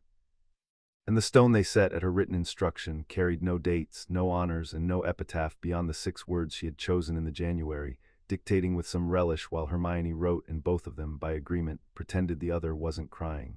Cassiopeia Black, she kept the accounts. The letters were found where she had said they would be, in the ledger desk's locked drawer, banded in black ribbon, one for each name of the household, and the household read them alone, by unspoken treaty, and reported afterward only what each chose to carry out of the reading, which was, she had doubtless calculated, the design. Sirius took his to the Coast Guard ruin and was gone 4 hours, and came back with the sea in his coat and something settled in his face that had been unsettled since 1981, and never showed anyone the text, and quoted it exactly once, years later, at the christening of his goddaughter, when the subject of second chances came up. She wrote that Azkaban took 12 years of my sentence, and I'd been serving the rest of it myself, without a warrant ever since. And that the house required its regent to arrange a jailbreak. He had it framed, in the end, one line of it, for the wall of the room at Grimald he turned into something worth waking in. You were the first of us to know the family was worth running from, and the first to know it was worth running back to. Both times you were right. P.S. The motorcycle is in the 3rd stable. I had it maintained. Do not tell the children which century I bribed the mechanic in. Tilly's letter was 2 lines, and Tilly recited them at every solstice thereafter, standing on a chair as the household's grace. The house knew him before I did, and you knew before the house. Service is the oldest of the magics, and the only one I never had to teach you. Creature S was delivered by Tilly's own hand to Grimald, and its contents were never disclosed by the old elf in any particular, but the brass on Walburga's frame went to a mirror shine that week and stayed so, and when Creature died, years on, full of honors, the letter was found folded into the frame's backing, against the silver thread, where the tapestry could mind it. There was a letter for Andromeda, who was not yet living at Ravenscar when it was written, which said, among other things the family never learned, I burned no one off any cloth, but I signed nothing to bring you back either, and of the 2 omissions the second was the sin. And one for Amelia Bones, which the minister read at her desk and locked in the drawer with her brother's photographs, and which was entered in her private diary as the only condolence letter in history addressed by the deceased to the bereaved. And there was the drawer's manifest recorded in the spiked hand, item the last, 1 letter with no name at all, superscribed only, for the headmaster if he outlives me, which would be typical. Dumbledore came to Ravenscar to collect it in person in March, and read it standing in the library where she had died, and the 2 heirs, watching from the gallery because nobody had told them not to, saw the old man laugh twice, wipe his eyes once, and grow, at the final page, very still for a very long time, the stillness of a man being shown his own account in a hand that had audited better men. He folded it with the care owed a treaty, and looked up at the gallery, unsurprised, having doubtless known they were there from the door, and said, She has left me an instruction, your aunt, 1 line. I am permitted to share it. She writes only with the 2 of you, and only when asked. You will know she writes when to ask. He tucked the letter into his robes over the heart, where witnesses agreed it remained through everything that followed. Do not leave it too long, children. I am 115, and she has, characteristically, priced the information in courage. They asked him on the eve of the investiture, 18 months later, at the circle's edge, at almost the last hour it could have been asked, and he told them, and it was 6 words, and the ballads that report the battle's ending never learned them, and the family never corrected the ballads because the 6 words were the household, S and the fires and nobody else S. Stand where witnessing is likeliest to cost. The sealed letter was needed on the 9th day, which Hermione afterward considered the last examination of her education.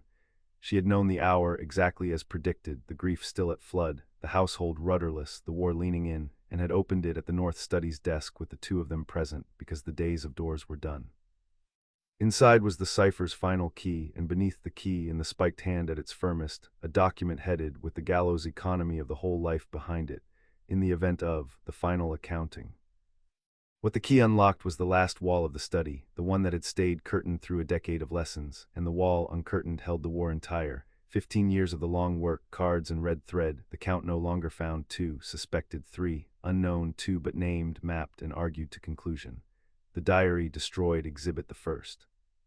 The scar severed, exhibit the second, and from those 2 specimens, their signatures compared like handwriting, the derivation laid out step by inexorable step of the full set.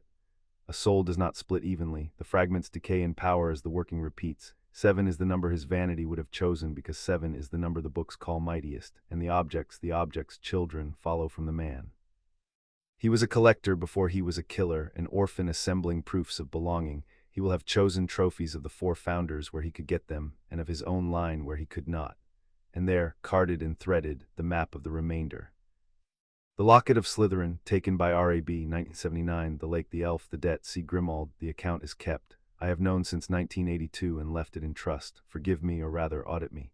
The elf's long guardianship of it was the safest vault in Britain, and his loyalty wanted only your generation's respect to ripen, which I observed you invest correctly at 14. The Cup of Hufflepuff, the Lestrange vault, per the pattern of entrustments Bella boasted of in 1980 within hearing of a portrait who repeated it to me for the price of a dusting. The marriage contract's clauses are activated, and the annulment documents are drafted, drawer 3. The goblins will convey what reverts to the house with the speed of any institution invited to keep a percentage. The diadem of Ravenclaw, the castle, the Grey Lady's testimony, the room that is not on the survey, 7th floor, the wards grown there on the years he walked it. Your own volume 3, Hermione, page 41, you had it at 13 and flagged it yourself. The ring of the Gaunts, the shack at Little Hangleton, and beneath the card, underlined 3 times, the only sentence on the wall written in red throughout. The ring carries a compulsion keyed to regret. You will want to wear it. You will have reasons. Send the goblins in first and do not touch it with your hands, either of you. I have buried too much of this family to permit postscripts. And the snake, the 7th, the living anchor, the card that ended the wall, it stays at his heel and will die within reach of him or not at all. Leave it for the last day. It is the one errand I could not prepare, and so I prepared you. At the wall's foot, a last envelope unmarked, 2 lines. You are wondering, being mine, why I never hunted them myself. Because the collecting would have told him collection had begun, and the fire needs all its wood in one winter. Strike once, strike everything. The house does not consent to his continuance. Make it so, and then, my dears, my heirs, my great commission, put the war down the way I never learned to, and go be young at once, immediately, together. That also is an instruction. It is my last. C.B. The collection took them 11 months, and it ran, said Bill Weasley, the curse breaker. The goblins seconded to the house's commission, and the first outsider ever admitted to the full wall, like nothing in the trade's history. Not a hunt but an execution of documents, every object's location argued in advance by a dead woman and found where the argument said, the locket rendered up at Grimmauld by creature with both hands and the full forms, to the heir who had knelt on the flagstones, the account ready as promised, Master Regulus's ruin redeemed at last into the family's oldest keeping. The cup conveyed out of a Gringotts annulment proceeding so procedurally immaculate the goblin advocates requested copies for teaching. The diadem walked out of a room of drowned centuries by 2 18-year-olds who had brought, at Luna's suggestion, nothing but patience in a plain cloth sack, and who stood together afterward in the 7th floor corridor while the castle's wards, Hermione swore to her guild correspondence, sighed. The ring dug from the gaunt floor by goblin instruments at the end of goblin arms, its compulsion recorded, catalogued, and starved of any human skin to argue with, exactly as the red sentence had commanded. And Harry stood at the shack's threshold with his hands in his pockets, feeling the things pulled described to him in loving detail, a stone that could return the dead, all of the dead, a library fire's worth of voices, and said to it, evenly in the register of the ruin's edge, you're late. She taught us about you already, and walked away, and did not look back, and shook, and let Hermione see the shaking, which was the whole of their doctrine in one gesture. They burned the 4 of them together, One midwinter night, in the first fire at the Nine Sisters, the family in attendance, the flame white-hearted and green-crowned as it had been for a boy's scar 7 years before. And far to the south, in the borrowed body in the requisitioned manor, the thing that had been Tom Riddle surged up out of a council of its servants with its hand at its own chest, feeling the floor of itself drop by 4 stories in one night, 1, 2, 3, 4, the whole hoarded architecture of never-dying gone to ash on a Yorkshire headland between one heartbeat and the next. Screamed witnesses would testify at the trials, for a quarter of an hour in a language none of them knew, and when it stopped it was already giving the orders that would end it, because it had felt at last at the bottom of the subtraction what remained, itself a snake and an appointment. Chapter's account Harry wrote that night in the black ledger in the heir's plainer hand beneath 16 years of spiked entries, the way he now did after every action, because the accounts were kept, 4 collected. 4 burned, remaining the snake and him. She said to strike once. It is winter, Aunt Cassie, nearly done. The war in the interval had been held, and holding had a bill. It was not the first war refought. Bones's Britain gave it no room to be. The ministry did not fall, because the ministry had spent 2 years expecting to be attacked and reads, on the subject, its own seismographs. The prophet did not rot, because its proprietors had been shown, in an off-record meeting, the Black Archive minutes in full, what the ministry's evidence lockers held about the last proprietor's wartime arrangements. The enemy, denied institutions, worked as remnants work, raids, reprisals, the picking off of the unwarded, and the families we've held where it was anchored and bled where every weave bleeds at the edges.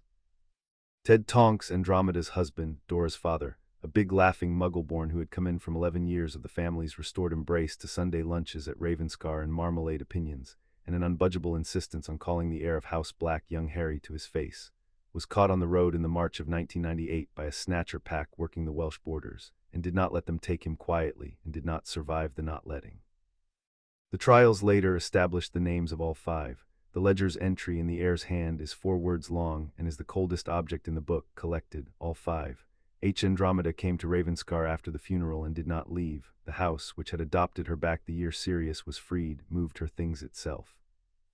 And it was Andromeda, reburned onto the tapestry a decade since, silver-threaded matriarch of the Weave's mended branch, who put into words, at the long table, the thing the whole war council had watched gather all spring. He's stopped raiding, she said, since the solstice. You all feel it, say it. He's not husbanding anymore, he's aiming. The 4 anchors going in one night told him the hand he's playing against, and there's exactly one family in Britain that hand belongs to. Her eyes, black eyes, gray and level, went down the table to the 2 at its end. He's coming here, not for the ministry, not for the school, for the house, for the fire that's been eating him alive by pieces. The only question he has left is the date. Then we set it, said Harry, for him, and laid on the table, face up, the parchment the family's advocates had drawn that week. The instrument of investiture, the old form, unused since 1721, whereby the heir of the noble and most ancient house of Black, being of age and the regency concluding, takes up the lordship not at Gringotts, not by outpost proclamation, but on the house's first ground at the Nine Sisters at night, with the wards unbraided to their oldest configuration for 1 hour, open, singing, and audible, to anything with the old blood's ear, from the headland to the channel. Sirius read it twice. The dog grin when it came had the war in it. Bait the whole board, he said. You're your aunt's all right. He hears the house's crown changing heads, wards down to their first key, both heirs standing in one circle in the open dark. It's every one he's got left in one field. He can't not come. He can't not come, Hermione agreed. The index sat closed in front of her. Closed, the council had learned, meant the arithmetic was finished. And the circle can't not notice him. That's the half nobody's said yet, so I will.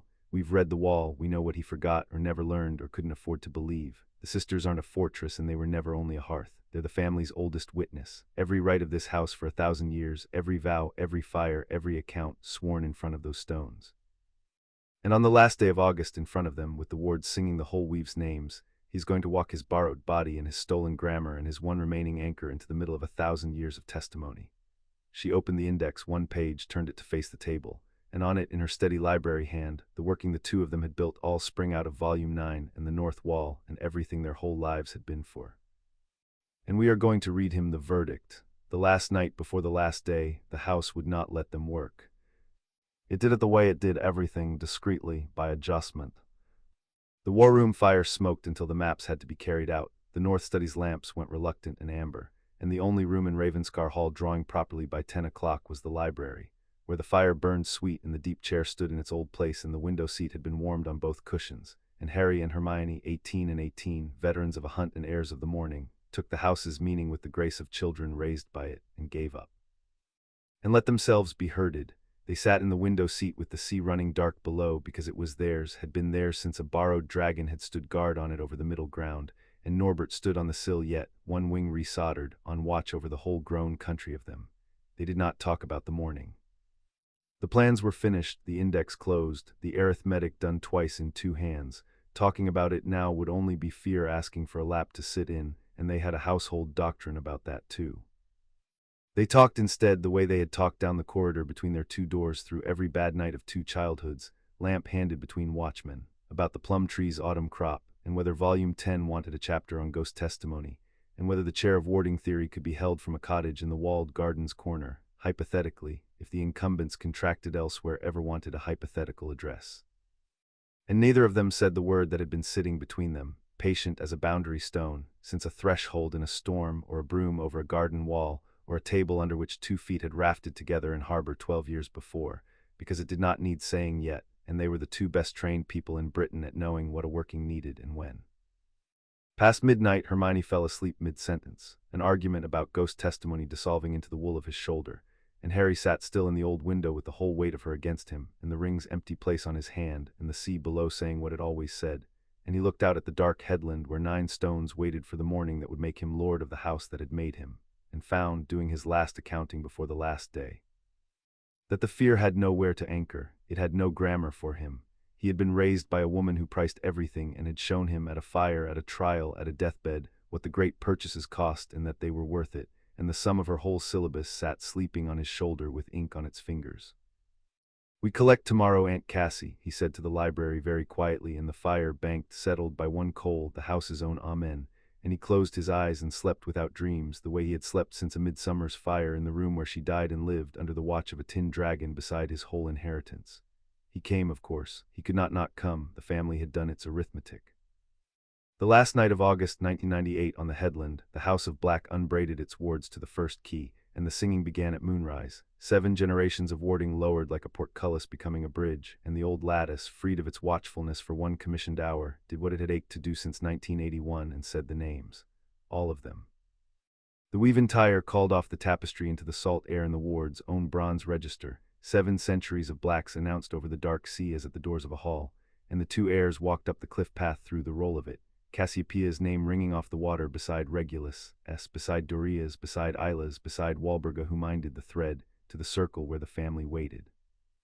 The regent in Wisengamot Black with his wand loose in his hand, the matriarch Andromeda, the minister's oars dug in along the garden walls under Dora Tonks with her hair gone battle-white, the weave's young allies holding the lane, redheads in a longbottom and a Lovegood conversing calmly with the boundary stones, and at the circle's edge, bareheaded, unarmed by his own choice, the chief warlock of the Wisengamot, come, he said, to witness, and to stand where witnessing was likeliest to cost. Voldemort came out of the sea dark at the singing's height, as the instrument of investiture touched the heir's hand. Materializing up the headland with his remnant behind him, 60 masks against a wedding party, which was the shape of arrogance the family had bet the field on, and the snake at his heel like a length of the night cut loose, and he was, the trial testimonies of the captured all agree on the word, beautiful in the way of final things, the borrowed body burning its last banked strength in one open bid, wand already moving. Voice already casting across the circle's boundary, the working that had ended 100 duels before their start, the stones took notice. What the survivors of his side described in the dock, with the pallor never quite leaving them. The field between the sisters filling, not with figures exactly, but with attendance, the pressed weight of everything sworn on that ground in 1,000 years standing up out of the turf at once, the air gone mineral and enormous, the circle's interior suddenly the far side of a threshold their curses crossed only to arrive slow, and tired and asked about, every working interrogated by the ground it flew over, whose intent, sworn where, in which name. And the Dark Lord's opening curse, the unblockable green, crossing into the oldest testimony in Britain and arriving at the 2 heirs with the force of a thrown opinion, caught both wands one turn, the geminate working the old books prized above power, and returned to sender's feet as a scorch in the turf, an entry refused, insufficient documentation. The battle around the circle was real and cost. The remnant broke against the garden walls and the Auror line in a quarter hour of the ugly kind of fighting the war had taught everyone. Dora Tonks took a curse meant for Weasley and gave her enemies 2 of their own back before the walls closed over her, and lived barely to be terrorized in convalescence by her mother. The lane held, the boundary stones, encouraged by Luna, developed opinions. Bellatrix Lestrange came over the east wall screaming her master's name and met, at last, in the open, the cousin whose freedom was her house's ruin. And the duel of Sirius and Bellatrix ran 4 minutes, the ballads still argue over, and ended on the ballad's single agreed fact, with the regent of House Black standing over his cousin, a stunned and bound and comprehensively disarmed person, breathing hard, wand at her throat, electing in front of witnesses. With the whole permission of war in his hand not to, the house keeps accounts, he said audibly, it doesn't feed them, and the line entered the family's book that hour and the Wisengamots within the year. Albus Dumbledore died at the circle's edge, unarmed, exactly where witnessing was likeliest to cost, stepping, with a speed no one had told the enemy a man of 116 still owned, between a flanking curse and the two heirs turned backs. It was quick and it was chosen, and the last alignment of the long arithmetic of his life was, at the end, a straight line. An old man's body interposed, no strategy, no working shown or needed. Harry knelt over him in the battle's eye, shielded by 3 colors of testimony, and the last words of the greatest wizard of the age were delivered upward, quite clearly, with the ghost of the office's old twinkle and none of its old distance. There, you see, it survives being said. What survived being said he did not specify. The family concluded in the after-years that he meant all of it, the working shown at last with his whole person, and they entered him in the private book, over Phineas's objections and the tapestry's silence, among the honored. APWBD paid in full at the end in the only coin that was ever asked of him, late and entire, and at the circle's heart the appointment was kept. Voldemort crossed the threshold stone himself at the last, because he had ended as he began, a will that could not delegate its wanting, and the snake came with him at his heel, the last anchor, guarded now by nothing but its master's certainty that the ground of his enemies would fear him as all grounds had. And the ground did not fear him, the ground had heard testimony for 1,000 years and had never once feared a liar. And Hermione Granger, who had stood in this circle at 11 while it took its notice of her, stepped out of the stone's attendance on the count she and the fire had rehearsed, and was not, the remnant survivors testified, where any of his grammar said she would be, in the first fire, kindled behind the second stone since moonrise and carried in a plain cloth sack's warded twin. Took Nagini out of the air mid-strike the way the sea takes a stone, 1 swallow, no ripple, the 7th subtraction. The arithmetic complete, the scream had nowhere to anchor. For the first time in 53 years, the thing that had been Tom Riddle stood in the world entire, 1 body, 1 soul, mortal, alone, in the middle of a family. He was still fast.